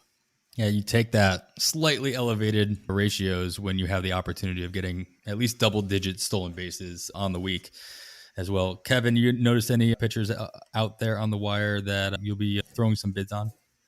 Yeah, definitely. And Rob, people may think I'm crazy, but I really like John Lester this week. 0% owned in TGFBI. He's pitching at Chicago, so a little bit of revenge factor there. This time of year, we don't know, but that start is coming up on Monday, so we can already check the weather forecast. Dreary, slight chance of rain, cloudy, temperature in the 60s, wind blowing in from right field at 12 miles per hour. It's a perfect Wrigley start for a pitcher. And then he gets Baltimore, not at Camden, at home in Washington. I like John Lester this week. And he's pitched well in his 3 starts since coming back at the end of April, including 6 nice innings against Philadelphia last time out. So I really do. I'm pretty confident, more confident than I should be in John Lester this week. I like it. I tend to live a little bit on the edge when it comes to 2-star pitchers. I don't know about you guys. And I think mostly this year too, I haven't been afraid to pull the trigger on a couple because, like I mentioned, like I have some pretty like solid staff. So I think even the bad starts won't affect it too much. I mean, I'm willing to try to get some innings pitched in case padded up. But I think I've always been like that. It comes to skills versus good teams, where I see like Logan Webb getting better and I see challenges up ahead for him. But I'm like, I think completely into the player where I'm like, this is nothing for him. He's got this. There you go. You know, Uber confidence there. Yeah. All right, let's skip ahead on the show notes here. We'll go right to the 2-star options for the following week. So this is the week of May 25th. So I got a list of guys here who are currently, and I'll stress that currently, lined up to be 2-star pitchers for that week. Kevin, I'll start with you. Give me like 2 guys from this list that I think are worth stashing this week. Whether or not you'll use them this week or not is in question. But guys that are worth stashing for the possibility of that 2-start matchup the following week. And then give me one guy that you think is going to be highly bid at, but you're going to stay away. You're going to fade. I'm still rolling with Wade Miley. Didn't have him in my lineup this week as 1 start at Coors. We were talking, but before the show, it's tough for me to even put an elite guy in Coors if that's his only start of the week. So definitely Wade Miley was not considered elite, but pretty much the rest of the season I've been rolling with him, especially in the nice matchups, and he's had a couple of nice 2-start weeks already. I will definitely take the one at Washington and at Chicago if it comes to fruition in a couple of weeks. And Rich Hill, when Rich Hill is healthy, Rich Hill's a good pitcher. We just saw it the other day. Yeah, definitely I like those 2 for a couple of weeks if those 2 starts come to pass. What a start he had versus the Yankees. His EV on batted balls off of his 88 miles an hour fastball was like 86. That's amazing. Yeah, I totally agree with you, Kevin. He just, I think he talk about another guy, trendy, like in the main event, he was speculated on heavily early, and then he started coming out of the pen with some bad outings, and he was dumped, and then people were just like, man, I wish I would have held on to him. And I totally agree with Wade Miley too, and I think he's a perfect example of that pitcher I was talking about, like earlier in the episode, of holding on to because of you want some quality arms, and he's never had a season where he's put up starts where he could hurt you. And I think that he's a perfect guy I hope people who have him will hold on to him, because I think the rest of the season, these are the kind of pitchers that in August are like, when you really need innings, these are the guys that are going to be coveted. And if you have them stashed away and you could use them all season, I think it'll benefit you. Kevin's been It was pushing funny, Wade Rob, Miley when on everybody. Yeah, absolutely. Tim McLeod was on a few weeks ago when he had a 2-start week coming up, and Adam asked me if I was picking him up. I said, I don't have to. I know I have to. Yeah. Yep. Absolutely. And even that week, his bids weren't that crazy, and No. I was actually surprised. It just shows just I think people just look for a specific pitcher profile, and he just doesn't fit it a lot. But he gets it done, and he gets backed by a good offense, and you can't really chase the wins, but he's in line for them in most games. People still can't stand him because of that 4-start stretch in September of 2019. Right. But other than that, he's been pretty darn good for 3 or 4 years. Absolutely. And it's funny because Josh Bell's the opposite way. He had two great Yeah. he had 2 great months. He sucks other than that, and people still love him. So he's like the opposite of that. But yeah, I'll throw in a pitcher as well. I like David Peterson. He'll be at Atlanta and Colorado. First Colorado at home. But his first 2 starts weren't that great, but last night he looked phenomenal. So on the season, he's got a 31% CSW, 20K minus BB, 3.4 Sierra, 3.14 FIP. His only issue right now, he's got a 27% home run to fly ball rate, and he needs to bring down his EV on fly balls and line drive. But it's been getting better. But if you just look at the start against Tampa Bay, it's exactly what we want from David Peterson. 60% whiffs on his sliders, 5 called strikes on his fastballs. Yeah, he was great. And I think that he if looked he can really good. keep that up yeah, he did. And I really love that bulldog mentality he had. I think his last start, he showed like a side of him I haven't seen yet, where he broke down by the miscues and errors or non-calls by the umps. He usually powers through stuff like that. But last night he was better, and he got failed by the bullpen, which sucked but again, this is the first round pick, right? He probably had that number 3 starting pitcher like floor. So I like him. I like him going forward. I like him for the rest of the season, and I like his future. I don't think he's that put away ace, but I think he's definitely part of a good staff for you. And my shot in the dark is Vinny V. Shout out to Backflip Crazy also. And now I know he loves Vinny V also. But he's 5% owned in TGFBI. His last 3 starts been getting better. He allowed 1 run in each game, which is pretty crazy. He is. He's sucking us back in with things recently that which you want to see, right? He's just getting those call strikes and whiffs on his off speed, which is huge. And he still got those above average swinging strikes on 2 out of his 4 pitches, but the other 2 are pretty close. Vinny V, yeah, he's sucking us back in. And I love the start against Tampa Bay, specifically the last 7 days. They just terrible, 36.6% K rate versus righties. Average walk rate, but WRC plus and batting average toward the lower third of the league. So Miami is a decent matchup for him because they're a little bit more rounded hitting, but they also don't take walks at all, really. So that might help Vinny V in that matchup. But yeah, I think again, I live on a little bit on the edge with speculating on something for a pitcher where you see something different in 2 or 3 starts, you can just go with it, and hopefully he'll give you that upside. Yeah, the walk rate's still there. But if he brings that down just a tad, and I think he's starting to do that with the more called strikes. Vinny V doing it again to us. Yeah, Vince Velasquez obviously having some of the better matchups of this crew. He gets Miami this week, and then, as you mentioned, at Miami and at Tampa Bay the following week if it all kind of comes together as well. John Gant, somebody just keep an eye out. He does get a great matchup this week against Pittsburgh, hosting Pittsburgh. Does have to travel to Chicago to face the White Sox, but then gets to travel to Arizona after that if his 2 start lines up as well. How big are the threats of White Sox though anymore? Can we say that? No, I'm being honest. Can we say that? They don't have Luis Robert and Eloy Jimenez, and Moncada is, I don't know what's wrong with him, but Andrew Vaughn's heating up. He's playing every day now. He's at 2 home runs now, and they got Mercedes still. They still have. They're not quite to the depths of Cleveland. Right.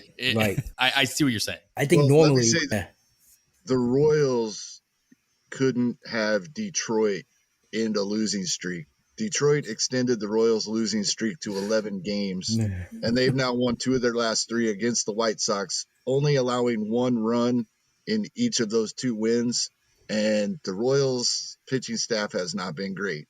Yeah. So this is a AL Central battle off for worst possible team, or is that? No, I'm agreeing with Rob here. And the White Sox lineup doesn't scare me right now. Yeah, if the Royals can shut them down in 2 out of 3 games, and the game that the White Sox won, they scored 3 runs. So they've scored 5 runs in 3 games.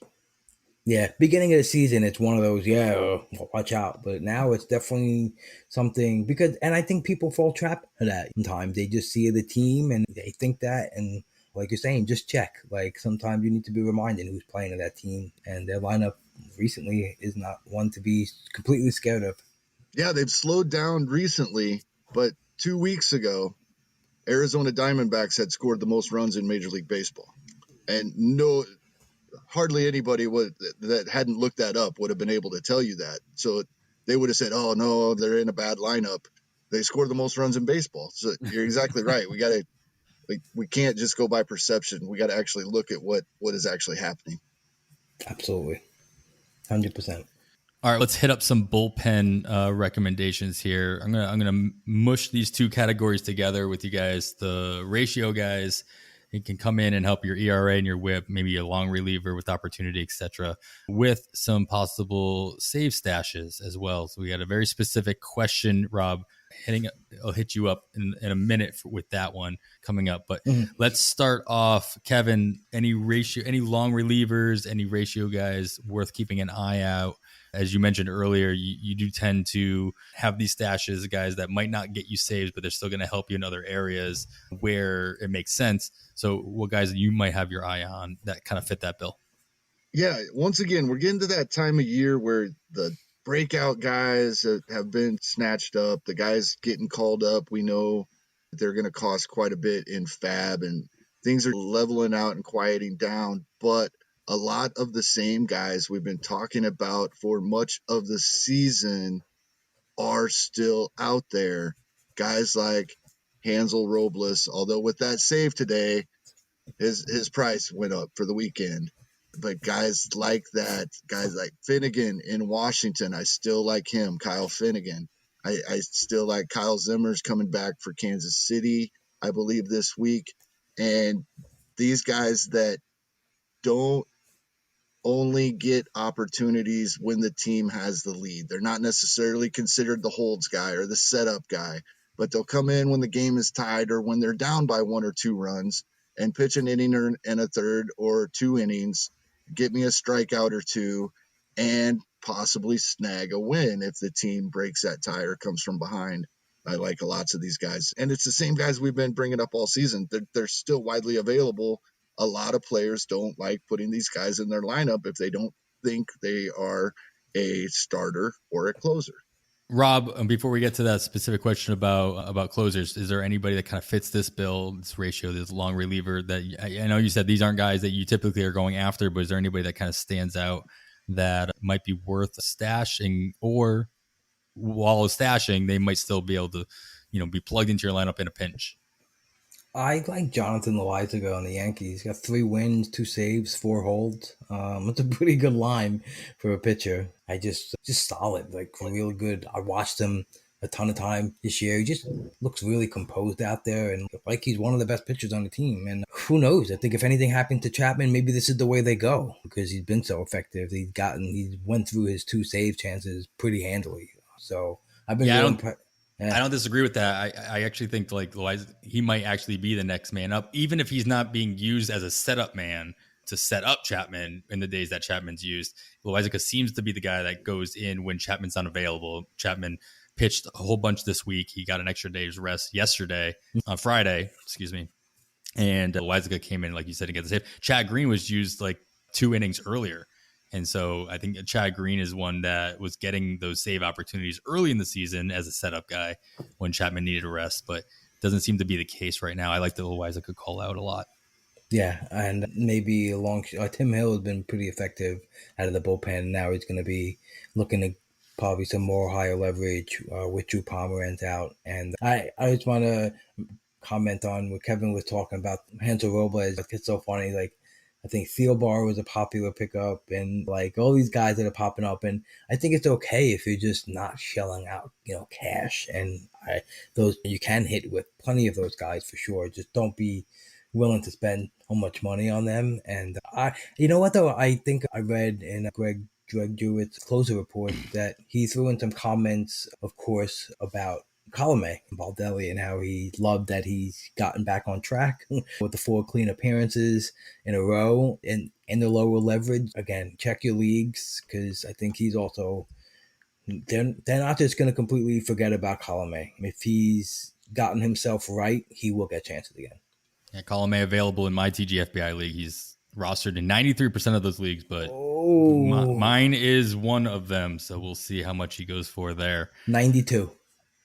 92? That's your guess? I like That's it.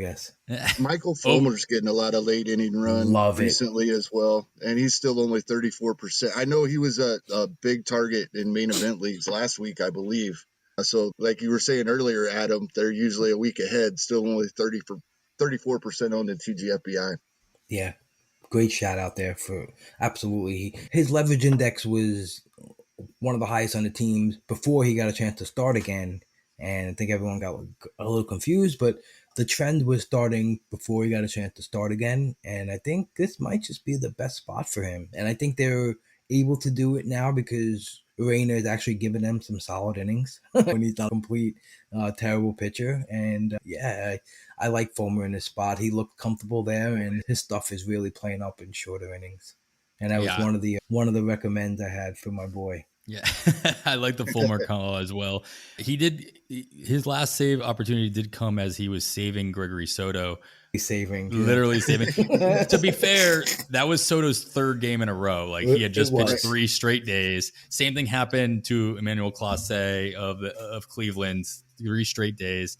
But then you have Liam Hendricks, who also pitched 3 straight games, and he was fine. The best of them can hold up through a lot of usage. But yeah, so been alluding to it. Yancey Eaton wants to know, Rob, and Yancey, for those who don't know, Yancey and Rob are in the same TGFBI league, so maybe he's just trying to get some inside information. I'm not sure. He wants to know who your 2 top secret relief pitcher stashes are at the moment.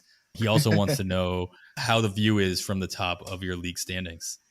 The view is great. This is where I would hope to be. This is where we all play to be. Again, I will allude back to the draft where I was able to attack 2 solid catchers. So I've gotten great production and haven't had to use FAAB at all for catchers. And I snatched 2 early closers too, in Diaz and Hader, as well as pocket aces. I'm liking it. I'm hoping. I know Jason Hallett has been pretty hard at my butt recently, but I like the start. I just hope that I could continue to have some great pickups in Huascar Noah. I picked him up 3 weeks ago, and he's been awesome for me. But yeah, Yancey, you could keep looking up, buddy. Sorry, but I'm going to stay like this. But you know what? I'm not afraid to give you my stash if you want to know. I'm taking a deep spec on Austin Voth on Washington. His stuff has played up tremendously in the bullpen this year. Actually got its highest leverage opportunity after handwork in 2 straight games. It wasn't a save opportunity. They were up 4 runs, but it was his highest leverage opportunity of the year. His fastball usage went from 58% at the starter to like over 70 in the pen, and his velo ticked up 2 spots, and he's just sneaky. I've watched a ton of Voth being a Met fan, so I've seen him plenty, and a couple of bullpen outings I've seen this year, he just looks like a different pitcher. And I think it might be like something like a Kendall Graveman thing where stuff is just playing up in the bullpen. And I think we know Daniel Hudson's thoughts about closing. He's made it known that he doesn't prefer to be the closer in case Hand is struggling. I don't think they move away from Hand unless he's really bad. So this is truly like a shot in the dark. But we've seen teams go to their best arms capable, like we just talked about Fulmer. If he's showing that he's the best guy for them to win games, they might roll with him. And I feel like Voth is probably a similar thing. It's really deep spec. So go ahead, Yancey, throw a couple bucks on, see if you can beat me. That's a challenge. That sounds like a challenge. Yeah, I'm trying to rope him into a really high bid. All right, we'll get to our last. We're going to move away from the bullpen. I know how much everybody loves talking about saves and how everybody's chasing them. So we'll move on from there. Move on to our last category, is our wild card category. There's players that could be stashing, could be any, it could fit any of these categories. But I want to ask you guys a question that we got from Twitter. T Ford at DETBball66, I assume that's Detroit B-Ball 66, asked your thoughts on stashing any of our Tommy John guys between Chris Sale, Noah Syndergaard, Luis Severino, and then what your expectations are for each, whether or not they are worth the holding on to an IL spot in leagues that you have those roster spots, and then also flipping it over to NFBC style where you don't have that flexibility. Are you stashing any of these guys? And if so, what are you hoping to get out of them? Kevin, I'll start with you. What are your thoughts on these guys? I actually, in an NFBC league, I did pick up Chris Sale a couple of weeks ago. Now, I may have to drop him before he comes back. I'm not going to drop a healthy guy that I can use in the immediate future in that spot, but I think it's worth a shot if you have the room. I wouldn't make room to do it, but he was available. He'd been dropped because somebody didn't have the room. The interesting thing is, with all three of these guys, we have no idea. And as good as they all can be, these guys when they come back from Tommy John, they typically don't have very good control, so we can't expect that to be back 100% right away. And the timelines are pretty similar. Severino might be the first one back, as he's been throwing to live hitters a couple of days ago. I believe on Thursday he threw to live hitters. The last news I saw on Sale was that he did throw off a mound for the first time. That was about a week and a half ago, and I haven't heard anything since. Mid to late June may be possible for any of these three guys. And like I said, if I need the spot, I'll let him go. But where he was available, I did pick up Chris Sale a couple of weeks ago. Rob, of these guys, who do you think is going to get maybe both? Who's going to get the most innings, and then who do you think is going to get the most productive innings? This is not biased at all, but I think Thor is going to get the most productive innings, and I mostly base that on his physique and his ability to maybe use his legs and not have to pump out too much with his arm. I think he's got training wise, I think he's set up to be able to not have so much stress on his arm, even though he's an animal and he's going to go out there and throw as hard as he can. I have him in a league, an industry league that has IL spots. It's actually like the turf league, like that rivals the Nerf and the Glarf and Garf and the Durf and that all that stuff. But yes, then I have him there as a stash for that reason, and I'm hoping he can give me something. I'm not. Again, I have expectations, and my expectations are don't expect too much. It could just be gravy if he shows something. But I'm proposing something for Chris Sale. I really am. I'm throwing it out there to Chris Sale, and I think this might be in line with what Kevin likes to do, and I think it's in line with the trends of Major League Baseball. What if he comes back and gets eased in as a swing guy? What if he comes in second? What if he pitches 3 innings? You don't have to rush him up and build his arm up. He started in the bullpen with the White Sox. He started in the bullpen in the White Sox. He's got that mentality. I think he's got that winning mentality. If they're winning, and Martin Perez is their number 5 right now, obviously they could be better than that. But if they don't need him to start and he can join Whitlock as bridges to Barnes, or maybe even close games out, right? 2 inning saves, 3 inning saves, and then be like Kopech and maybe start and throw 3 innings. I think he might be this ultimate weapon. And I don't know if they have designs to use him as that, knowing his intensity and probably wanting to start. I would probably say that it won't happen for him. But if he gets talked into it, and it's like the best route to say, hey, Chris, you could help us this year, but you could help us more next year by accepting this kind of role this year. I think that could be interesting. And I think I'm in for that if that happens. Like an ultimate weight Josh Hader type role with a similar skill set. Yeah. I think in a normal situation, I would err on that not happening with a guy like Chris Sale, even though he does have the history of being in the bullpen to start his career and what have you with the White Sox, like you guys mentioned. But he also cuts his jersey with scissors. That's your attribute. That would have been that's my, no, the Red Sox came out in the offseason saying that, like, without, paraphrasing, but we're going to handle Chris Sale with kids gloves this season. We're going to make sure he's our prized piece of our rotation for the next couple of years. And we want to make sure that he's good to go. But he has been progression. All the news on him is that everything has been very positive. Alex Cora came out a couple of weeks ago and saying Chris Sale is going to help us this year. And he didn't say in what capacity. That kind of leaves it open-ended to say, how can Chris Sale help us? And Rob, I think you just outlined would help the Red Sox tremendously in that kind of a role. So I think that he has a lot of value. Chris Sale has a lot of value regardless. Right. But with the limitations he's going to have regardless for the last 3 months of this season, he has the most value in that kind of a role. Coming in as a follower, coming in limited innings, but he still can vulture wins, or at least has better opportunities to vulture wins, especially with that, Red Sox offense still putting it together this year. Going to put up runs and doesn't have to pitch 5 innings. He can pitch 2, 3, maybe 4 if he's really efficient. And really, it's going to come down to pitch count. It's not even going to come down to innings as it always does. Great point. All right, that's really good insight on those guys. Anybody else fit this category?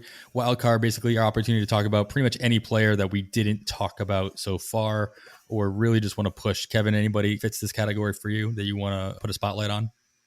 Mine was Zach McKinstry, and we ended up talking about him earlier in the show because he's been dropped in a lot of places. So definitely take a look and see if he's available. I think with the Dodgers have injury issues throughout the lineup and around the diamond, and he's got the multi-positional eligibility and going out on a rehab assignment this weekend, it sounds like. Yeah, I think that it's fine to bring up players we already talked about. This has been a pretty long episode. I probably put it in the earlier notes. I'm not going to feel bad if anybody listens to this episode on 1.5 speed, just because you guys have been great. We've been bringing up a lot of really good points, and hopefully hits a lot of ears because I think it's going to make a big difference this week in FAAB. Rob, anybody fit this bill for you that you want to put a spotlight on? Just a couple. One guy that was dropped in a couple of leagues, and I scooped him back up because I drafted him in a ton of leagues. Is Willie Castro, and I really loved his skill set. I thought he was going to take the next step. I think he's there too. And what I really appreciated reading was the managers saying, I think they rested him one game. They're like, no, we're going to put him back in. We believe what we saw last year. We know he's a difference maker. So I like reading that from the manager, getting that manager speak in the news, and gave me some confirmation going forward that at least the playing time would be there. And they have I think it's an offense that's getting better very incrementally. They started really weak, but they have guys who have sneaky value in there, including Grossman. But Castro, I think if he was dropped in your league, I think he's a smart ad, especially with the multi-eligibility for his switch hitter. So he's playing, we'll play against both pitchers. And I like him going forward. He's been looking good lately too. He's got hits in, 1, 2, 3, 4, 5, 6 of his last 8 games, with the 2 hits earlier today as well. So nice call out. He is available in about, I think, 14% of TGFBI leagues, including my league. So I'll have a couple of guys to report back to you guys on next week to see how much they end up going for, especially after we bring a little bit more light to them. All right, great. Before we sign off, I do want to bring light to this is still prospect season. We're seeing obviously some big names in Kelnick and Gilbert come up for Seattle, but other prospects that we might see coming to get the call. I'd love you guys to call out anybody you're looking at. I want to put a spotlight on Jarren Duran of Boston. Even though Hunter Renfroe is doing fine in that outfield and what have you, there's still going to be an opportunity for Duran soon. I had a dollar bid on him last week, didn't get him because he was like 4th on my list, and I ended up getting somebody above him. But I will now that I have Kelnick off of my stash lot, I can fill in another one. Duran will be in that bidding process for me as a nice little stash. I'm hitting bombs in Worcester, AAA for Boston. He's showing adjustments. He's the future center fielder for the Red Sox. I think everybody can agree on that, or at least the assumption is that. And somebody worth stashing if you have that availability, as I think a lot of people expect him to be up in Fenway in shorter order than I think many of us would have expected early on in the season. Kevin, Rob, feel free to fight over who talks first on this one. Any other names that you're looking at? I'm just paying attention to, like I mentioned earlier, Taylor Ward. And if he fails to seize that opportunity for him in the outfield, just be willing to place your bids on Joe Adell or Brandon Marsh, whoever gets the call first. I think they're both skilled enough to be difference makers. I love the Jaron Duran call as well. He's a great skill set. I don't know whether I know there might be opportunities for him to help in some aspect, but their lineup been pretty tough. And what about the Red Sox? What a quick turnaround! I think everyone was like, right? Everyone was forecasting them to be really bad, and the offense is back. JD's back, and Duran, Casas, and Chavis, and Jeter Downs, like all ready to make impacts. So, yeah, I like that play, and pay attention to what happened with Taylor Ward and whether the Angels already made a move with letting Pujols go, so they're willing to give Walsh the reins there. Let's see if they give it to one of the young outfielders. Yeah, Brandon Marsh back in the lineup, or made his debut. I believe hit a home run in his first game in AAA as well. So I think a lot of the assumption was that Marsh would be up before Adell this year if Adell couldn't get the strikeouts. And it doesn't seem like Adell has quite done that in his short start to his AAA season as well. Kevin, any prospects you might be looking to stash if you have the availability? We already talked about him, I'm going to say. And he's available in FBC leagues because of the spring he had. He was drafted over the place and then dropped. So he's out there. And because of the right field play of Jorge Soler, I think we're going to see Dozier in right field and Bobby Witt Jr. by the end of June. Nice. Yeah, Witt was dropped in a handful of main event leagues just last week, but he's been sprinkled over the last couple of weeks in 15-teamers. He's been dropped. Kevin, I'm not gonna lie. I've been considering dropping him in our podcast league. We've been stashing him. That's a 14-team league. I can't bring myself to do it, man. I can't bring myself to just drop him quite yet. I do have to make our bids. This is our weekly reminder to ourselves to make our bids in that league. And as soon as we sign off, I'll start looking at that as well before putting this podcast out. But those are all good call outs. I like it. Gentlemen, breaking news. So I just noticed Dalton Varsho started at catcher tonight. Boom. No way. Boom. Go, baby. I saw he started. I think I only saw the C, and I assumed it said center field. I assumed center field. I did the same thing. Fire it up. Let's go, Varsho, baby. Come on, make that move. That was Stephen Boyd. He was 2 for 2 on the night when I looked. Yeah, he's 2 for 3. All that's gonna do, he's gonna get just enough play at catcher this year as a backup catcher to keep the eligibility in 2022. We're just gonna have the same conversations over and over again. I love it. Just enough to keep the eligibility on Yahoo and nowhere else. You just have to look. I looked at home plate and they gave me catcher eligibility on Yahoo. So that's weird. I don't know why they do that, but all right, great. Kevin, I'm going to leave the ending for you. Any parting words for our listeners that have stuck around for this epic podcast with Rob so far? Not really for this week. Nothing exceptional to get out there. Not that it's ever exceptional, but just a little variance. I said it last week. You say it every week. If you don't say it, I say you said it anyway, that you say it every week. Checking out who's dropped. It's becoming more and more important as the season goes on. People are running out of room. There's so many injuries. Guys they don't want to drop are getting dropped, or they're comfortable enough at a position that a guy that is valuable to you, not to them. One person's trash, another one's treasure, that sort of thing. You gotta check on who's available. And you said it the way Paul Sporer says it. It takes 2 seconds to look, see if somebody's available. 100%. Yeah, in the main event, we saw a couple of interesting names in single leagues being dropped. Herman Marquez was dropped. Marwin Gonzalez was dropped. Andrew Vaughn was dropped. In TGFBI last week, we saw Diego Castillo be dropped. He was knowing he was going to come back this week. He was still dropped. Tyler O'Neill and Bobby Dahlbeck also dropped in a single league in TGFBI last week. So you never know. Sometimes the names are bigger than others. Sometimes it's Rob just said, not paying a lot of attention of what the timelines are, making mistakes. And that's how you win your leagues. You capitalize on other people's mistakes. You hate to talk negatively like that, but like what other people do wrong, if you can do it right in the opposite direction, you have the opportunity to make up a lot of ground. I think I have Robbie Grossman like everywhere, and he was dropped in my TGFBI league, and I was just like, now you really will have them everywhere.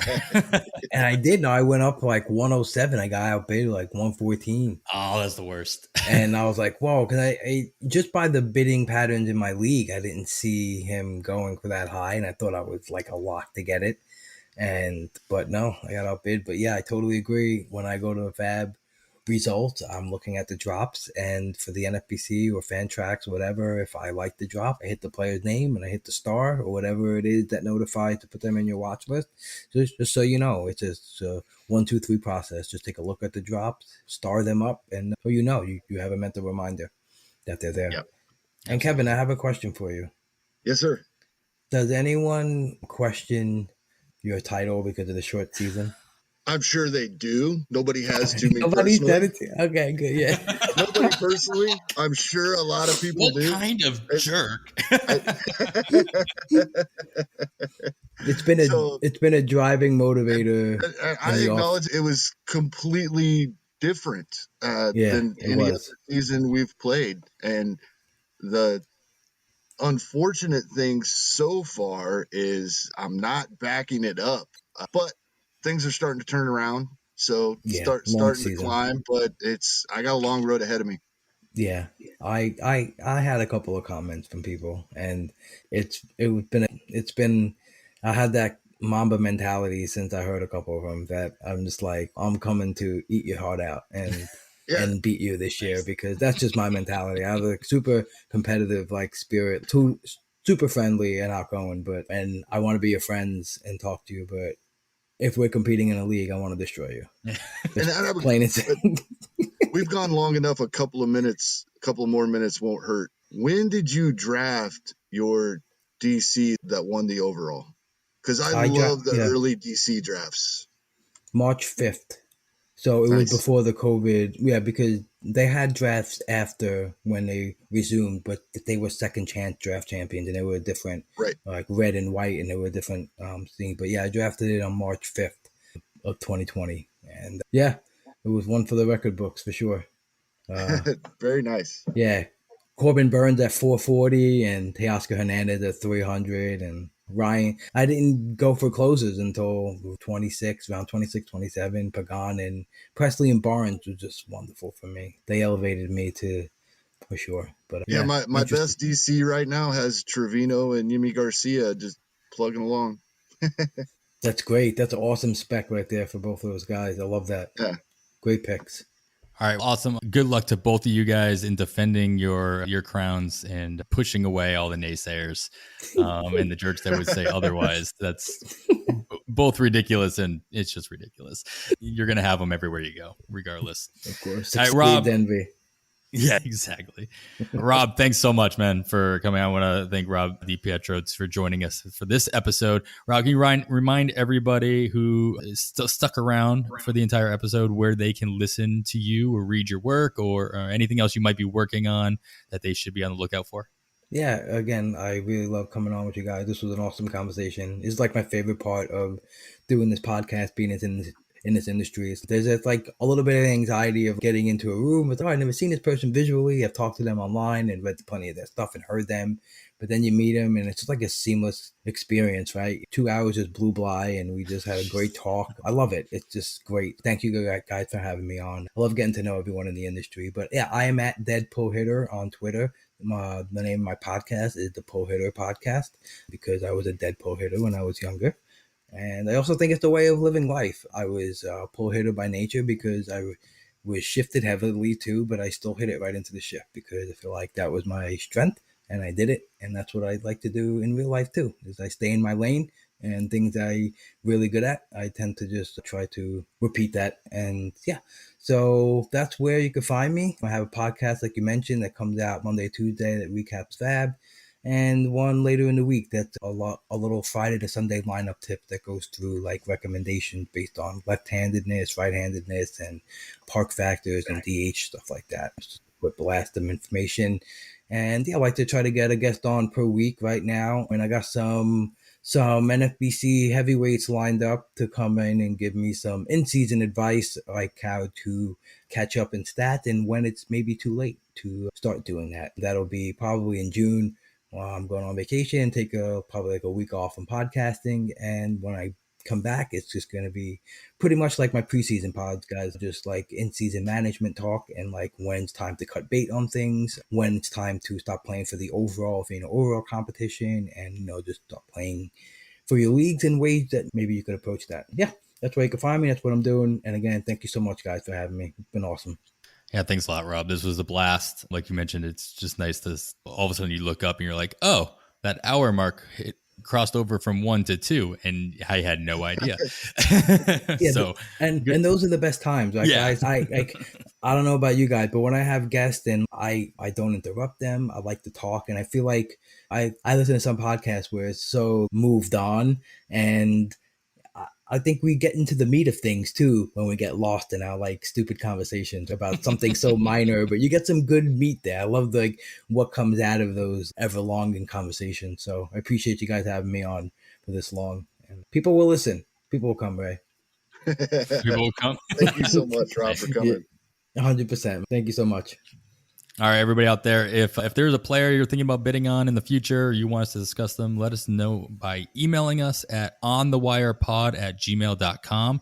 You can also shoot us over a DM on Twitter at onthewirepod, or you can join PL Plus over at pitcherlist.com, where you get access to the Pitcherlist Discord channel and the advice and banter of over 900 members, including all the incredibly smart staff just waiting to help you win your league. That's going to do it for us this week's version of On the Wire. Please make sure to subscribe to the podcast wherever you listen, and leaving a rating review is always appreciated as well. You can follow myself on the Twitter at 80grade, all spelled out, and you can follow Kevin at HastingKevin. Keep an eye out for Kevin's weekly FAAB preview article every Sunday, as well as my FAAB review article titled Waiver Watcher every week. Both can be found over at pitcherlist.com and by following at pitcherlist on the Twitter. As we mentioned at the top of the show, we are a proud member of the Pitcherlist Podcast Network, along with 20 other incredible podcasts. So please make sure you follow at Pitcherlist Pods to get updates on every new episode that drops from each of them, and give them all a listen.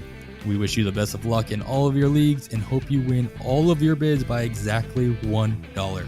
Thanks once again to Rob for joining us. And for Kevin Hastings, I am Adam Howe. With that, we bid you goodbye.